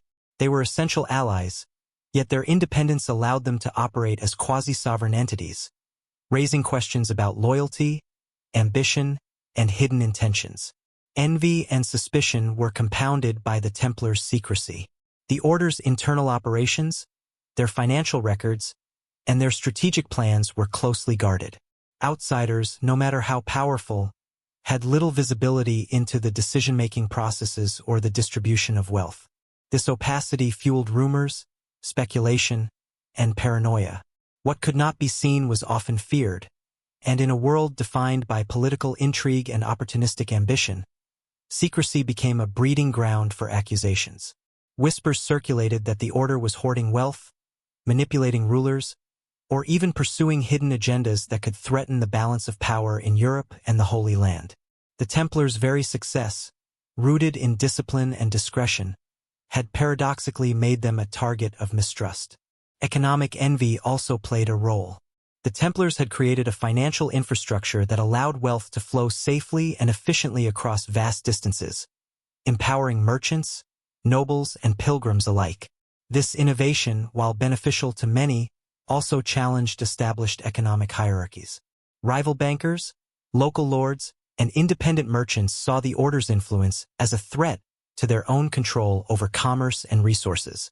The Templars' ability to facilitate trade, issue letters of credit, and manage estates at scale created a competitive advantage that few could match.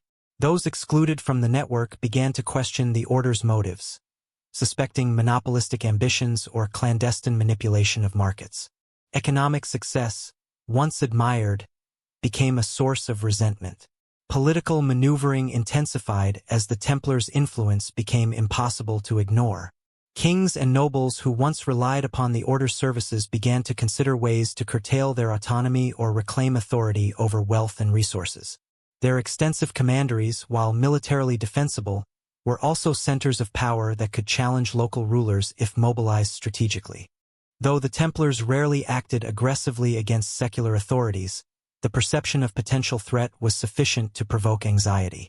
The Order's combination of financial sophistication, logistical expertise, and organizational discipline created a form of authority that could rival traditional centers of power, and envy mixed with fear to create a potent undercurrent of political tension. Suspicion was also fueled by the Order's growing mystique. The Templars were not merely administrators or financiers. They were warrior monks, bound by strict vows of chastity, obedience, and poverty. Their martial prowess, combined with their economic competence, made them almost mythic figures in the eyes of contemporaries. Stories circulated of secret knowledge, hidden treasures, and forbidden rituals, amplifying fear and mistrust. The Order's reputation for secrecy, combined with its wealth and autonomy, created an aura that some saw as threatening, even heretical. The more extraordinary their capabilities, the greater the incentive for rivals to question their intentions and search for evidence of duplicity or treachery. The Templars' very efficiency became a source of resentment. While kings and nobles struggled to manage finances, provision armies, and oversee estates, the Order executed these tasks with unparalleled discipline. Their system of checks and balances, meticulous record-keeping, and standardized procedures created reliability that was almost unheard of in the medieval world. Those who were less organized or less competent could only marvel at their effectiveness. And in some cases, envy became laced with suspicion. How could a single organization, bound by religious vows and numbering only in the thousands, manage wealth and influence at a scale that seemed to rival entire kingdoms? The answer was structural ingenuity and discipline, but many outsiders interpreted it as cunning, if not outright subversive. The Templars' dominance over trade networks and resources further exacerbated tensions. They controlled the flow of capital, commodities, and logistical support, giving them leverage over merchants, nobles, and rulers alike. This control allowed them to intervene subtly in disputes, mediate conflicts, or influence economic outcomes. While these interventions were often intended to maintain stability, they also highlighted the Order's capacity to shape events without consent from secular authorities. Rulers, accustomed to exercising authority through coercion or patronage, were confronted with an organization whose power derived from trust, competence, and control over essential networks rather than brute force. The novelty and subtlety of this influence only deepened anxiety and envy. The concentration of wealth in Templar hands made the Order an obvious target for political and financial opportunists. Their treasure, which included not only coins and bullion but also valuable documents, estates, and trade agreements, represented both opportunity and danger.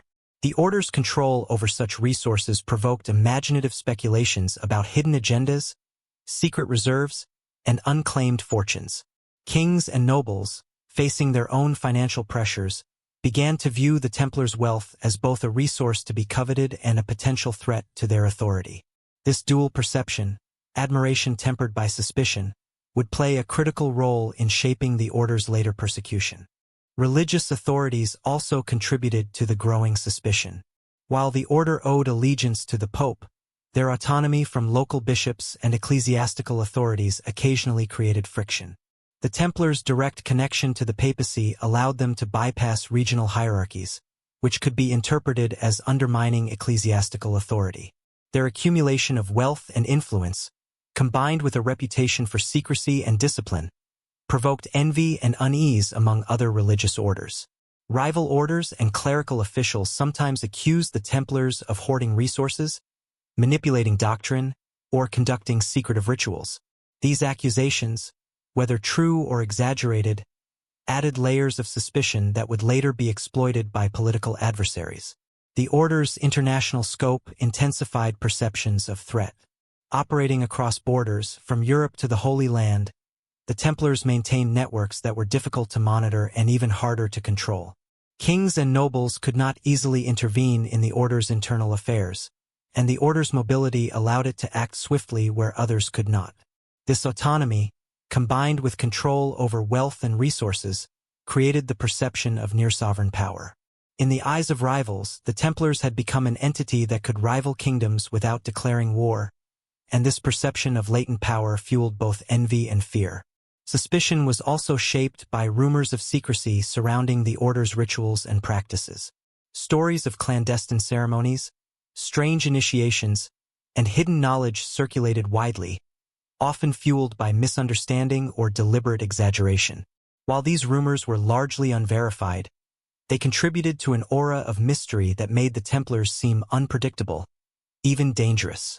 In a society where perception could be as powerful as reality, the combination of secrecy, discipline, and extraordinary capability created fertile ground for distrust.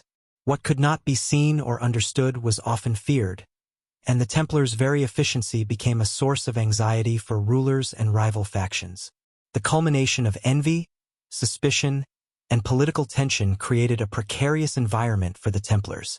While their capabilities made them indispensable, they were simultaneously viewed as a potential threat to established power structures. The very success that allowed them to protect pilgrims, facilitate trade, and manage resources also created rivals eager to undermine them. Monarchs, nobles, clergy, and rival orders began to perceive the Templars' autonomy and wealth as dangerous anomalies in the established order. This perception set the stage for a dramatic confrontation in which political ambition, economic envy, and religious authority would converge to challenge the order's very existence. Even as they expanded and innovated, the Templars were aware of the growing scrutiny. Their strategies of discretion, loyalty to the papacy, and operational secrecy were intended to mitigate threats, but the order could not entirely escape the envy of kings or the suspicion of rivals. Their vast network of commanderies, control over wealth, and capacity to mobilize resources made them both invaluable and vulnerable. The paradox of their situation was profound. The same qualities that had enabled unprecedented influence, discipline, innovation, and autonomy also made them a target for the very powers they had supported and protected. The tension between indispensability and vulnerability defined the Templars' position in late medieval Europe. They were a critical linchpin in commerce, pilgrimage, and military logistics, yet their autonomy, secrecy, and accumulated wealth provoked fear and jealousy. Monarchs coveted the order's resources, rival orders feared their influence, and both political and religious authorities questioned their allegiance and intentions. The Templars' story demonstrates how power, when exercised quietly and through systemic competence rather than brute force, can provoke the same envy and suspicion that overt displays of strength often generate. The seeds of their eventual downfall were sown not in weakness but in success, in an extraordinary blend of authority, innovation, and independence that few could challenge directly yet many sought to undermine. The seeds of the Templars' downfall were sown quietly, as tensions between the order and secular as well as religious authorities began to escalate. For decades, the Templars had operated in a delicate balance, leveraging trust, discipline, and unparalleled organizational skill to maintain influence across Europe and the Holy Land. They were indispensable to kings, merchants, and pilgrims alike, yet their very indispensability became a source of suspicion. Slowly, the perception shifted from admiration to apprehension, from dependence to fear. Monarchs, burdened by debt, rivals, and ambition, began to see in the Templars not allies but potential obstacles. An entity with independent power, vast wealth, and a network that no earthly authority could fully control. The order's autonomy, once celebrated as strength, now became a liability. In France, the political environment was particularly tense. King Philip IV, known as Philip the Fair, was heavily indebted to the Templars. Wars, domestic obligations, and extravagant displays of power had strained the royal treasury, and the Templars' financial resources made them both a lifeline and a threat. The order's ability to operate outside the control of the crown meant that the king could not simply seize their wealth without risk. Yet the pressure to resolve his debts and consolidate authority created a dangerous temptation. The Templars' network, which had facilitated the king's campaigns and safeguarded his allies, now appeared to some as a hidden competitor in influence, potentially capable of undermining his control over the kingdom. Philip's financial desperation, combined with his political cunning, set the stage for a confrontation that would exploit the vulnerabilities created by envy, suspicion, and secrecy. Religious tensions compounded the political pressures. While the Templars owed direct allegiance to the Pope, their independence from local bishops and religious institutions sometimes created friction. Rival orders and clergy questioned the accumulation of wealth by the Templars and the secrecy surrounding their internal operations. Rumors circulated of unusual practices, secret ceremonies, and hidden knowledge. Although much of this was likely exaggerated, the perception of clandestine behavior added fuel to growing suspicion. The order's extraordinary capabilities, combined with their religious authority and independence, made them appear untouchable and enigmatic, qualities that were both respected and feared in equal measure. These perceptions provided fertile ground for political adversaries to craft narratives that painted the Templars as dangerous, heretical, or disloyal. King Philip's ambitions coincided with a wider context of fear and uncertainty. Europe was in a period of economic and political flux, with shifting alliances, contested thrones, and religious reforms creating instability.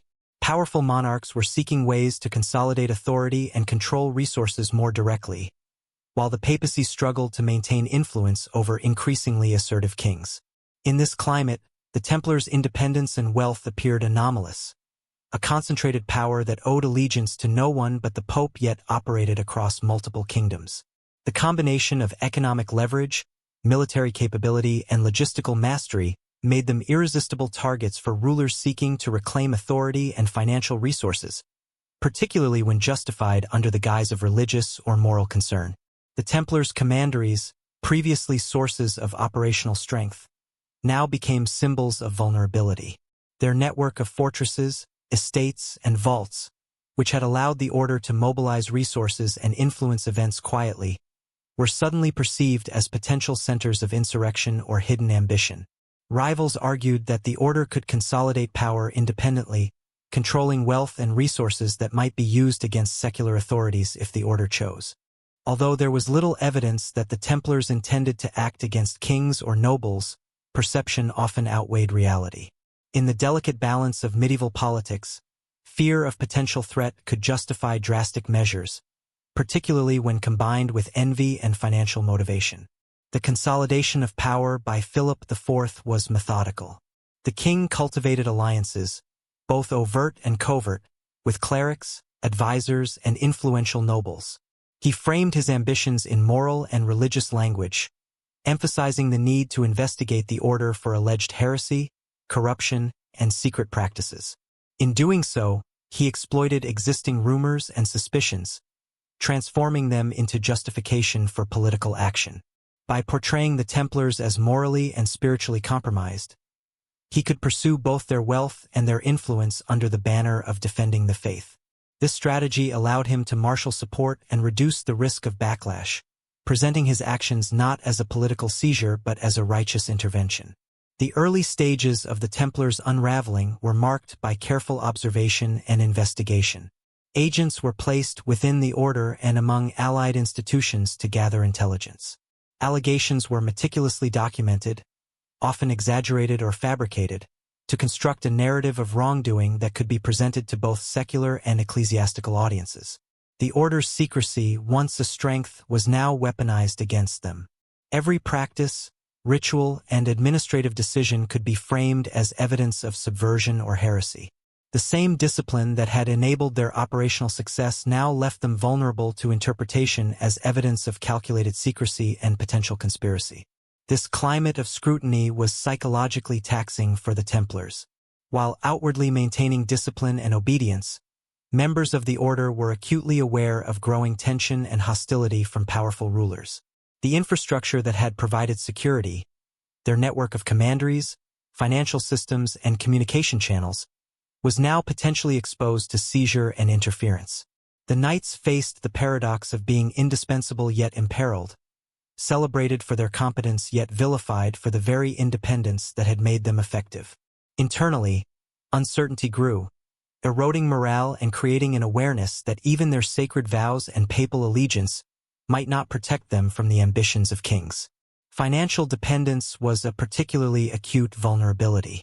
While the Templars had facilitated commerce, protected wealth, and provided liquidity across regions, they had also lent money to monarchs, often in sums that were politically and economically significant. Debts owed to the order created leverage, which could have been beneficial if handled with trust and diplomacy. In the hands of a king like Philip IV, however, these debts became both a motive and a tool. By accusing the Templars of impropriety, the king could justify seizure of assets while eliminating the threat posed by their independence. Financial entanglement, once a source of strength, now became a dangerous liability. Rival religious orders also contributed to the Templars' growing pressure. Many saw the order as a competitor for influence, resources, and prestige. Their extraordinary discipline, wealth, and autonomy contrasted sharply with the limitations of other orders, creating envy and resentment. Stories of alleged secret practices or heretical rituals were amplified and circulated, intentionally or inadvertently, by those seeking to undermine the order's authority. This climate of suspicion created a feedback loop. The more independent and capable the Templars appeared, the greater the scrutiny and hostility directed at them. Reputation, once a shield, became a liability, and myths about the order began to shape political realities. International dynamics further complicated matters. While the Templars operated across Europe and the Holy Land, they were dependent on cooperation from multiple rulers and local authorities. As tensions rose, the ability to maneuver across borders became constrained. Alliances that had previously facilitated operations could be disrupted by political pressure, and the order's previously secure communication and resource networks became potential points of vulnerability. The very scale of their operations, which had been their strength, now exposed them to coordinated action by multiple adversaries seeking to curtail their autonomy and seize their wealth. By the early 14th century, the convergence of political ambition, financial motive, religious scrutiny, and public suspicion created a perfect storm. The Templars, who had long thrived as a network of disciplined, innovative, and trustworthy operatives, now faced orchestrated hostility that leveraged every aspect of their visibility and success against them. Kings, clergy, and nobles had the means, motive, and justification to act decisively. The network that had once been the source of influence, wealth, and stability could now be framed as a system of corruption, heresy, and political threat. The narrative had shifted from admiration to vilification, and the Templars' enemies moved with the precision that mirrored the order's own operational excellence. Despite these pressures, the Templars attempted to maintain composure. They relied on discipline, loyalty, and the hope that papal protection would shield them from extreme measures. Correspondents and envoys were dispatched to defend their reputation, emphasizing service, piety, and obedience. Yet even papal support was politically constrained, and the order's extraordinary wealth and autonomy made it difficult for the Pope to intervene decisively without risking conflict with powerful kings. The Templars were caught between loyalty and survival, forced to navigate a landscape in which political, financial, and religious forces converged against them. The early unraveling of the order illustrates a timeless truth about power. Extraordinary competence, independence, and innovation can provoke fear as easily as admiration. The Templars' mastery of logistics, finance, and organizational discipline had created a level of influence unmatched in the medieval world. Yet this very success made them appear threatening, particularly to those who felt vulnerable or indebted. Envy, suspicion, and ambition coalesced into a formidable opposition, transforming the Templars' structural advantages into points of exposure. The network that had once enabled unprecedented influence now carried the weight of scrutiny, envy, and political maneuvering. As tension mounted, the Templars' story became a study in the fragility of institutional power. Autonomy, secrecy, and operational excellence, which had allowed them to operate effectively for centuries, became liabilities when confronted with a coordinated and motivated adversary.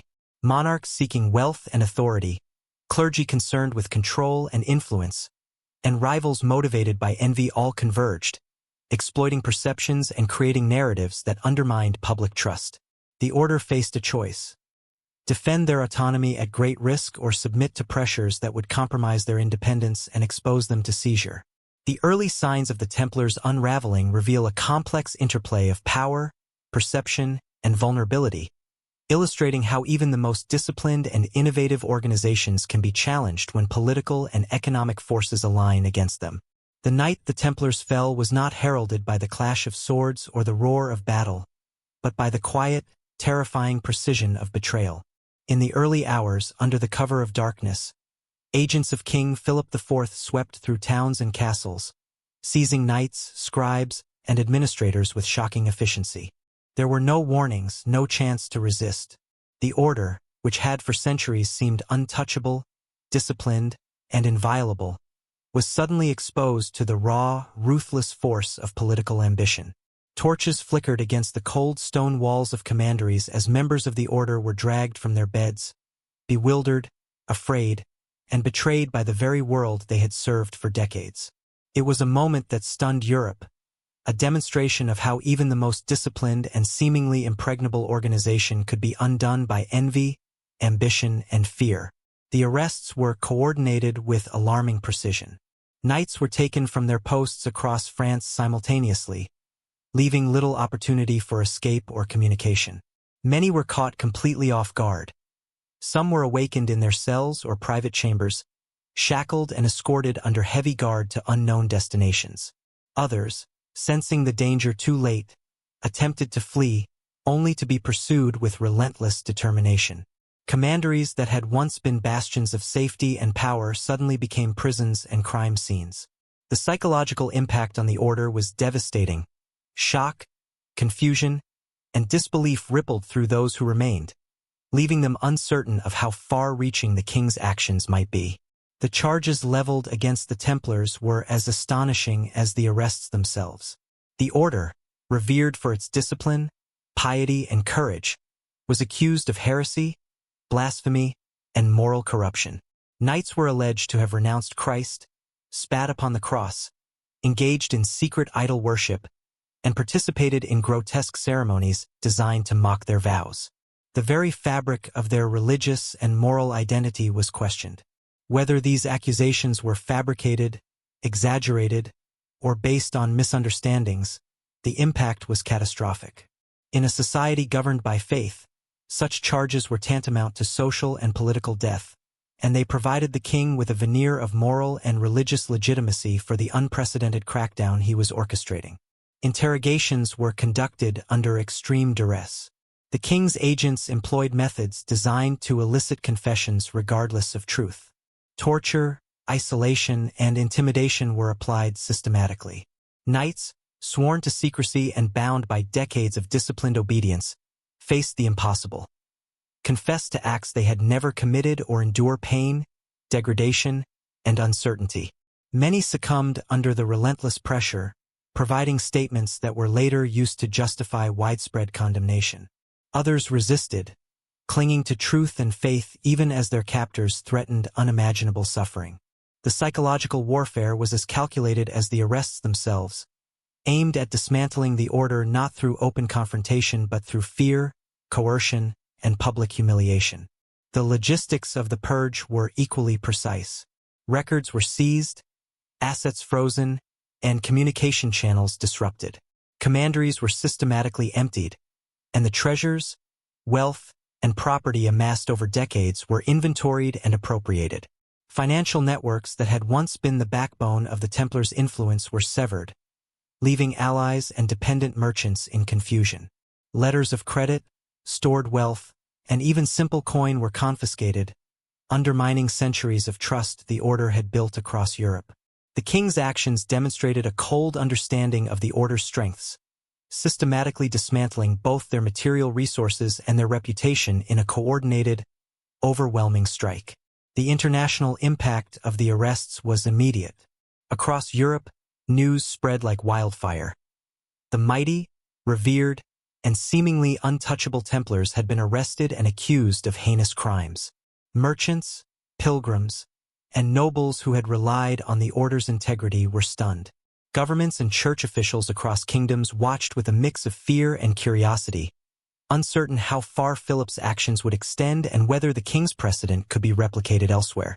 For many, the Templars' arrest shattered an illusion of invincibility, demonstrating that wealth, influence, and piety could be vulnerable to the machinations of a single determined ruler. The shock extended to the Holy Land, where the Templars' military and logistical expertise had been instrumental for decades. Commanderies in Acre, Cyprus, and Jerusalem faced uncertainty. Resources for ongoing military campaigns and pilgrimages were jeopardized, and the network of trust that had facilitated cross-continental finance and security was suddenly disrupted. Knights stationed far from France faced an agonizing dilemma: return to defend their order, risk defiance against overwhelming authority, or await uncertain papal intervention. The international nature of the Templars' operations amplified the chaos, revealing both the extraordinary reach of their network and the fragility of its dependence on political and social consent. Public perception was manipulated skillfully. Philip IV's propaganda framed the Templars as morally corrupt and spiritually dangerous, turning centuries of admiration into suspicion and fear. Accusations were spread through sermons, letters, and public announcements, shaping the narrative to justify extraordinary measures. Ordinary citizens, who had often benefited from the Templars' services, were exposed to rumors of blasphemy and ritualistic depravity. The narrative of corruption, whether true or fabricated, eroded the social legitimacy of the order, leaving the knights isolated and vulnerable. By controlling the story as effectively as he controlled the arrests, the king ensured that opposition to his campaign would be fragmented and hesitant. The Templars' responses varied. Some knights sought to defend the order through appeals to the Pope, emphasizing decades of faithful service, discipline, and obedience. Others attempted to maintain internal cohesion, reassuring younger members and attempting to preserve some measure of operational continuity. Yet the pace and ferocity of Philip's campaign left little room for coordinated defense. Even papal intervention was slow and constrained, as the Pope sought to navigate a delicate balance between supporting the order and avoiding confrontation with a powerful and determined king. The Templars, disciplined as they were, faced the disorienting reality that centuries of autonomy and service could be so quickly undermined by political maneuvering. The interrogation process itself exposed the brutal calculus of medieval power. Confessions, often obtained under extreme duress, became the primary evidence used to condemn the order. The methods employed were designed to extract statements regardless of truth, exploiting fear, pain, and isolation. For many knights, the act of confessing under coercion was both a betrayal of their vows and a survival mechanism. Others refused, enduring unimaginable suffering for the sake of principle, illustrating the tension between obedience, faith, and the raw imperative to survive. The use of torture transformed legal proceedings into instruments of psychological domination, demonstrating how authority and fear could be weaponized against even the most disciplined and revered institutions. The arrests had a cascading effect on the order's structure. With leadership detained or eliminated, commanderies across Europe faced a crisis of authority. Financial networks were disrupted, operational coordination faltered, and the sense of inviolability that had defined the Templars for decades evaporated. Knights who had spent their lives in disciplined service were suddenly powerless against the machinery of political persecution. The infrastructure that had enabled them to operate across kingdoms became a trap, with once secure commanderies converted into holding centers, wealth seized, and communications intercepted. The network that had been the source of their extraordinary influence now amplified their vulnerability. Rumors of hidden treasures and secret knowledge intensified the drama. Philip and his agents emphasized the supposed vast wealth of the Templars, portraying them as hoarders of unimaginable resources. Myths about secret rituals, hidden vaults, and forbidden knowledge spread, amplifying fear and fascination in equal measure. Even outside France, speculation about the order's assets and secrets dominated conversations in courts and marketplaces. The perception of extraordinary wealth and secret knowledge heightened both intrigue and anxiety, reinforcing the narrative that the Templars were dangerous and morally compromised. The order's mystique, once a source of reverence, now became a tool of persecution. The moral and psychological weight of the arrests was immense. For knights who had taken vows of poverty, chastity, and obedience, the accusations struck at the core of their identity. Allegations of blasphemy, idol worship, and betrayal were not only politically motivated but existentially devastating. The pressure to confess under duress forced many to confront impossible ethical dilemmas. Deny one's vows to survive, or maintain truth at the cost of unimaginable suffering. The interrogation chambers became theaters of human vulnerability, where fear, faith, and morality collided. For ordinary citizens observing the trials, the spectacle was both terrifying and mesmerizing, a reminder of the fragility of human institutions in the face of political ambition. Despite the overwhelming force of the arrests and interrogations, some Templars maintained remarkable composure. They clung to the principles of discipline, faith, and loyalty, refusing to confess to crimes they had not committed. Their resistance, however, was largely symbolic against the machinery of power that had been unleashed. Philip's combination of moral justification, strategic planning, and overwhelming authority ensured that resistance could be suppressed. Even where knights demonstrated courage and steadfastness, the outcome seemed predetermined, illustrating the chilling reality of political power when applied with precision and ruthlessness. The arrests of the Templars marked a turning point not only for the order but for medieval Europe as a whole. The spectacle demonstrated how wealth, influence, and disciplined autonomy, even when exercised for centuries in the service of faith and society, could be targeted, dismantled, and repurposed by a determined ruler. The commanderies, treasures, and networks that had been the foundation of their power became instruments of their undoing. The psychological and social consequences were profound. Fear spread through other orders, monarchs reconsidered the limits of loyalty, and populations witnessed the fragility of institutions that had once seemed untouchable. The shock of the arrests also highlighted the complexity of trust and power. The Templars' influence had depended on the confidence of kings, merchants, pilgrims, and the papacy itself. That trust, however, could be weaponized against them when political, financial, and religious ambitions converged. The order's experience illustrates how systemic competence, discipline, and moral authority can provoke fear when perceived as a challenge to established hierarchies. The Templars' downfall was not caused by failure in battle or corruption in practice, but by the alignment of external forces that exploited perception, envy, and ambition with ruthless efficiency. The arrest and interrogation of the Templars were the opening chapter of a dramatic unraveling. Wealth, influence, and prestige were suddenly liabilities. The psychological trauma of capture, the moral weight of accusations, and the disintegration of networks transformed an order that had seemed invincible into a vulnerable, hunted entity. Across Europe, the arrests reverberated, reshaping perceptions of power, trust, and authority.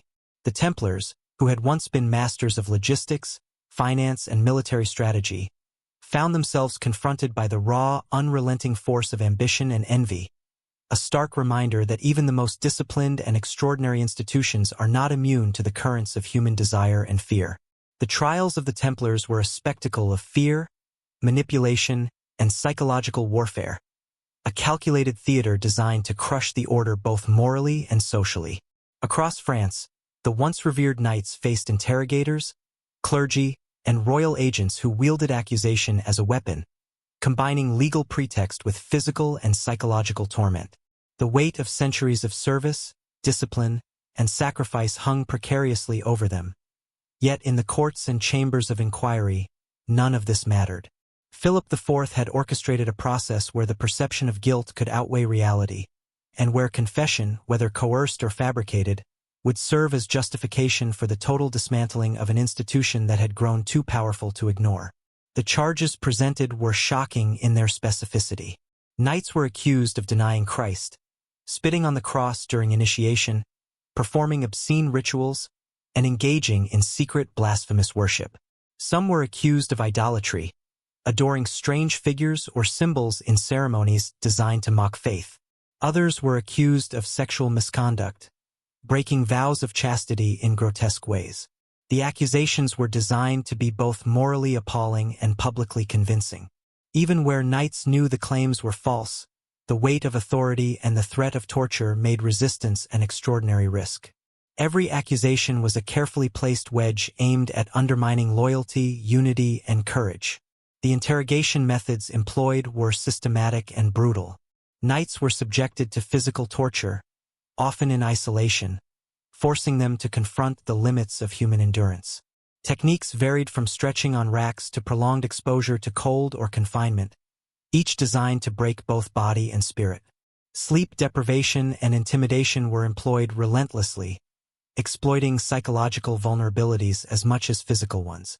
The objective was not merely to extract confessions but to create an atmosphere of terror that would demoralize the order and convince observers that guilt was inherent. Even the most disciplined knights faced impossible choices: deny truth and survive under duress, or maintain innocence and endure unimaginable suffering. The psychological toll of the trials cannot be overstated. Knights who had devoted their lives to service, faith, and discipline were confronted with accusations that struck at the very core of their identity. Their vows, their loyalty to the church, and their sense of honor were weaponized against them. Many wrestled with the impossible moral dilemma of confessing to acts they had never committed, knowing that such admissions would be used to justify the destruction of their order, yet refusing to confess could mean death or unbearable suffering. The human drama was acute. Fear, guilt, defiance, and despair collided in the interrogation chambers, illustrating the profound vulnerability of even the most formidable institutions when subjected to coordinated political persecution. Public humiliation was a key element of the process. Trials were often conducted in a manner designed to maximize the perception of guilt. Crowds were drawn to witness proceedings.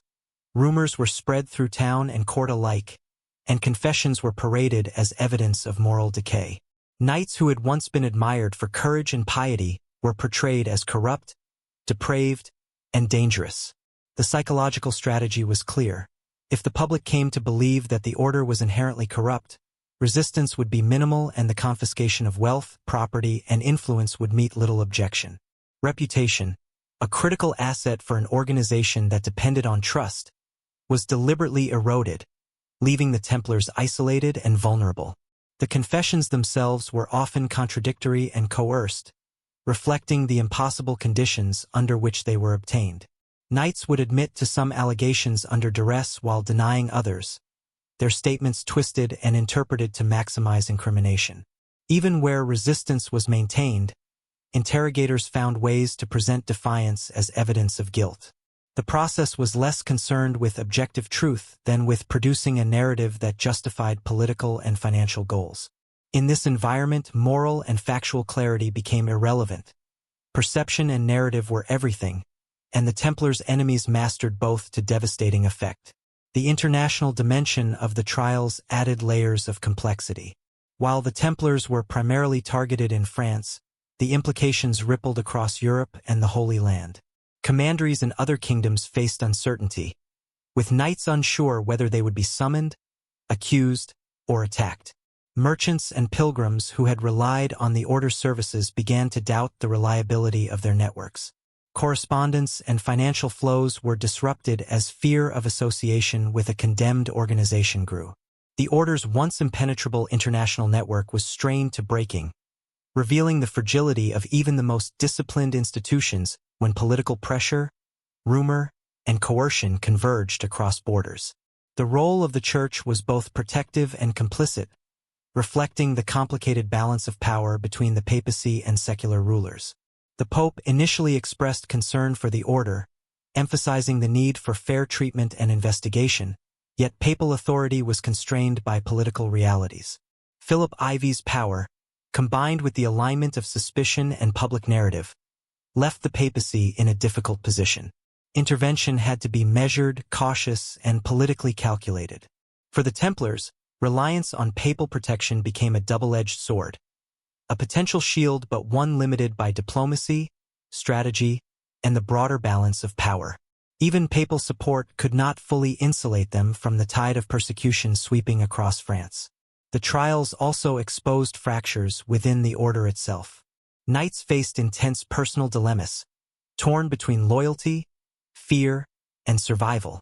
Some confessed under torture, others resisted, and many struggled to maintain cohesion in the face of relentless external pressure. Trust within the order, which had long been the foundation of its operational success, was tested as fear of betrayal and coercion spread. The psychological strain was immense. Years of discipline and shared mission were challenged by circumstances no training or loyalty could fully mitigate. The order, despite its structural resilience, faced internal as well as external collapse, with morale and unity under assault from every direction. Financial and material assets were seized with ruthless efficiency. Commanderies were stripped of treasure, documents, and lands, and networks of credit and trade were disrupted. Merchants who had relied on Templar services suddenly found themselves uncertain about the security of their wealth, contracts, and operations. Estates that had funded armies, facilitated trade, and supported pilgrimages were absorbed into royal coffers or redistributed, leaving the order materially powerless. The strategic destruction of resources mirrored the moral and psychological assault. As the Templars' credibility and autonomy were undermined, so too was their capacity to act independently or recover their former influence. The human stories of courage and despair during the trials are unforgettable. Knights who had spent decades in disciplined service faced unimaginable suffering, yet many clung to principles of truth, faith, and loyalty. In the interrogation chambers, some resisted even as their bodies were broken, refusing to confess to crimes they had not committed. Others, confronted with unbearable pain, yielded to coercion, creating confessions that would be used to justify the destruction of their comrades. Families, friends, and allies outside the courts watched helplessly, understanding that the mechanisms of fear and authority could overwhelm even the most steadfast individuals. The trials were not merely legal proceedings. They were profound examinations of loyalty, courage, and the human spirit under extreme duress. The narrative of heresy and corruption was amplified through sermons, proclamations, and public announcements. Towns and villages, once grateful for the Templars' protection and services, were now instructed to view them with suspicion and fear. Religious authorities framed the order as morally corrupt and spiritually dangerous, emphasizing alleged rituals and confessions extracted under duress as evidence. The power of storytelling and perception was central to the trials. If the populace could be convinced of guilt, even without proof, the social and political objectives of the king could be achieved with minimal resistance. The order's reputation, built over decades of service and discipline, was deliberately dismantled, leaving knights exposed to isolation, condemnation, and betrayal. The trials illustrated a grim lesson in the intersection of power, perception, and human vulnerability. The Templars' expertise, discipline, and moral authority, which had made them successful for decades, became liabilities in an environment where narrative, fear, and coercion could determine outcomes. The combination of torture, public accusation, confiscation, and rumor created an environment in which survival often required moral compromise. The order's downfall was not a result of incompetence or failure, but of the systematic exploitation of envy, fear, and ambition by a politically and financially motivated adversary. Even as individual knights suffered, the symbolic impact of the trials reverberated across Europe. Other military orders, merchants, and political authorities watched in awe and horror, recognizing that no organization, however disciplined or revered, was immune to the calculated force of political ambition. Trust, once the order's greatest asset, had become a vulnerability. Networks of loyalty, finance, and operational efficiency could be dismantled by external pressures and narratives of moral and spiritual corruption. The Templars' trials became a cautionary tale. Competence, independence, and integrity, however extraordinary, can provoke fear, envy, and destruction when aligned against powerful adversaries. By the end of the first wave of interrogations, the Templars were materially, psychologically, and socially weakened. Confessions obtained under torture, real or fabricated, provided Philip IV with the moral and legal justification to seize their wealth, redistribute their properties, and diminish the order's authority. Public opinion, shaped by propaganda and rumor, had been turned against the knights, isolating them from the communities and allies they had served for decades. Even where papal protection existed, it was insufficient to counteract the combined pressures of fear, envy, and political ambition. The Templars, once a model of discipline, efficiency, and moral authority, had been systematically dismantled, their networks disrupted, and their reputations irreparably tarnished. The trials of the Templars demonstrate how power, when combined with narrative control, coercion, and strategic ambition, can overwhelm even the most disciplined and revered institutions. Wealth, trust, and operational excellence, which had previously been strengths, became vulnerabilities under the coordinated assault of envy, fear, and political expediency. The knights' suffering, the confiscation of assets, and the destruction of networks illustrate a stark reality. The machinery of human ambition can dismantle legacy, honor, and influence with precision, leaving a cautionary tale that resonates across centuries. The formal condemnation of the Templars marked the culmination of a process that had been meticulously orchestrated by King Philip IV, his agents, and the complicit mechanisms of political and religious authority. across France and gradually extending to other parts of Europe, the order that had once been revered as a symbol of piety, discipline, and military prowess was systematically dismantled. Commanderies that had been centers of spiritual devotion, logistical coordination, and financial innovation were stripped bare, their treasures seized, their records scrutinized, and their occupants imprisoned or coerced into submission. The psychological impact on the knights was profound, as men who had devoted their lives to service, obedience, and faith now found themselves labeled heretics, morally corrupt, and guilty of crimes they did not commit. The condemnation was not merely a legal judgment. It was a theatrical, social, and political act designed to break the order at every level, to destroy its credibility, and to appropriate its wealth and influence. Prisons across France filled with Templar knights, many of whom had survived decades of hardship in distant campaigns, defending pilgrims and crusader states in the Holy Land. These men, trained in discipline, endurance, and loyalty, now faced a new kind of torment. They were confined in small, dark cells, often with minimal food, light, or comfort. The psychological pressure was relentless. Isolated from one another, stripped of the means to communicate effectively, and aware that their confessions or lack thereof would determine their fate, they were subjected to a form of punishment that targeted both mind and spirit. Their sense of identity, rooted in service to God, loyalty to the order, and adherence to vows of obedience, was systematically eroded. Each interrogation, each denial twisted and reinterpreted, reinforced the narrative of guilt, leaving the knights in a liminal space between despair and moral defiance. The confiscation of property and wealth was executed with meticulous planning. The Templars' financial networks, previously considered the envy of monarchs, merchants, and nobles, were dismantled with remarkable efficiency. Estates, lands, castles, and commanderies were catalogued and seized, often redistributed to the crown or to rival institutions. Treasures, gold, silver, and valuable manuscripts were removed from secure vaults, transported under guard, and integrated into royal coffers. Even financial instruments such as letters of credit and records of loans, which had facilitated trade and safeguarded the wealth of nobles across Europe, were intercepted and repurposed.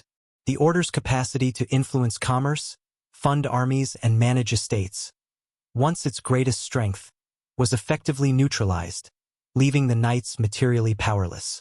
The social consequences of the condemnation were equally devastating. The Templars, who had long relied on trust, reputation, and moral authority, were now publicly denounced as heretics.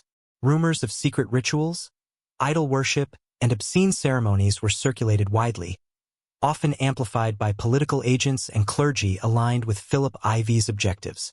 Towns, villages, and cities that had once welcomed Templar protection now regarded the knights with suspicion, fear, or contempt. Merchants who had relied on Templar financial services were caught in uncertainty, questioning the security of their wealth and contracts. Pilgrims who had depended on Templar guidance found their networks disrupted. The very fabric of society that had been intertwined with the order's operations began to unravel, demonstrating the profound reach of coordinated political and social manipulation. The Templars' moral and spiritual authority, cultivated over decades, was systematically undermined through orchestrated narratives and coercion. Papal involvement, though initially protective, was limited by the political realities of the time. Pope Clement V faced the delicate task of mediating between a powerful king determined to destroy the order and an institution bound by centuries of service and loyalty. The Pope's decisions, often cautious and calculated, could not fully counteract the aggressive campaign orchestrated by Philip IV. This gap in protection highlighted the precarious position of the Templars. Their allegiance to the papacy, which had long insulated them from secular interference, was insufficient to guarantee survival against a monarch willing to manipulate both perception and authority. As the trials and condemnations spread, fractures emerged within the order itself. Knights were confronted with impossible choices: to confess under duress, thereby contributing to the dismantling of the institution they had served, or to resist, risking prolonged torture or death. Loyalty, which had once been the glue that bound the order together, was now tested against fear and survival. Some knights capitulated, providing confessions that, regardless of truth, served as tools for the order's enemies. Others resisted, embodying moral and spiritual courage even as the machinery of persecution advanced relentlessly. This internal tension illustrated the profound human stakes at play. The Templars' downfall was not merely a structural or material collapse, but a crisis that tested the very essence of identity, faith, and principle.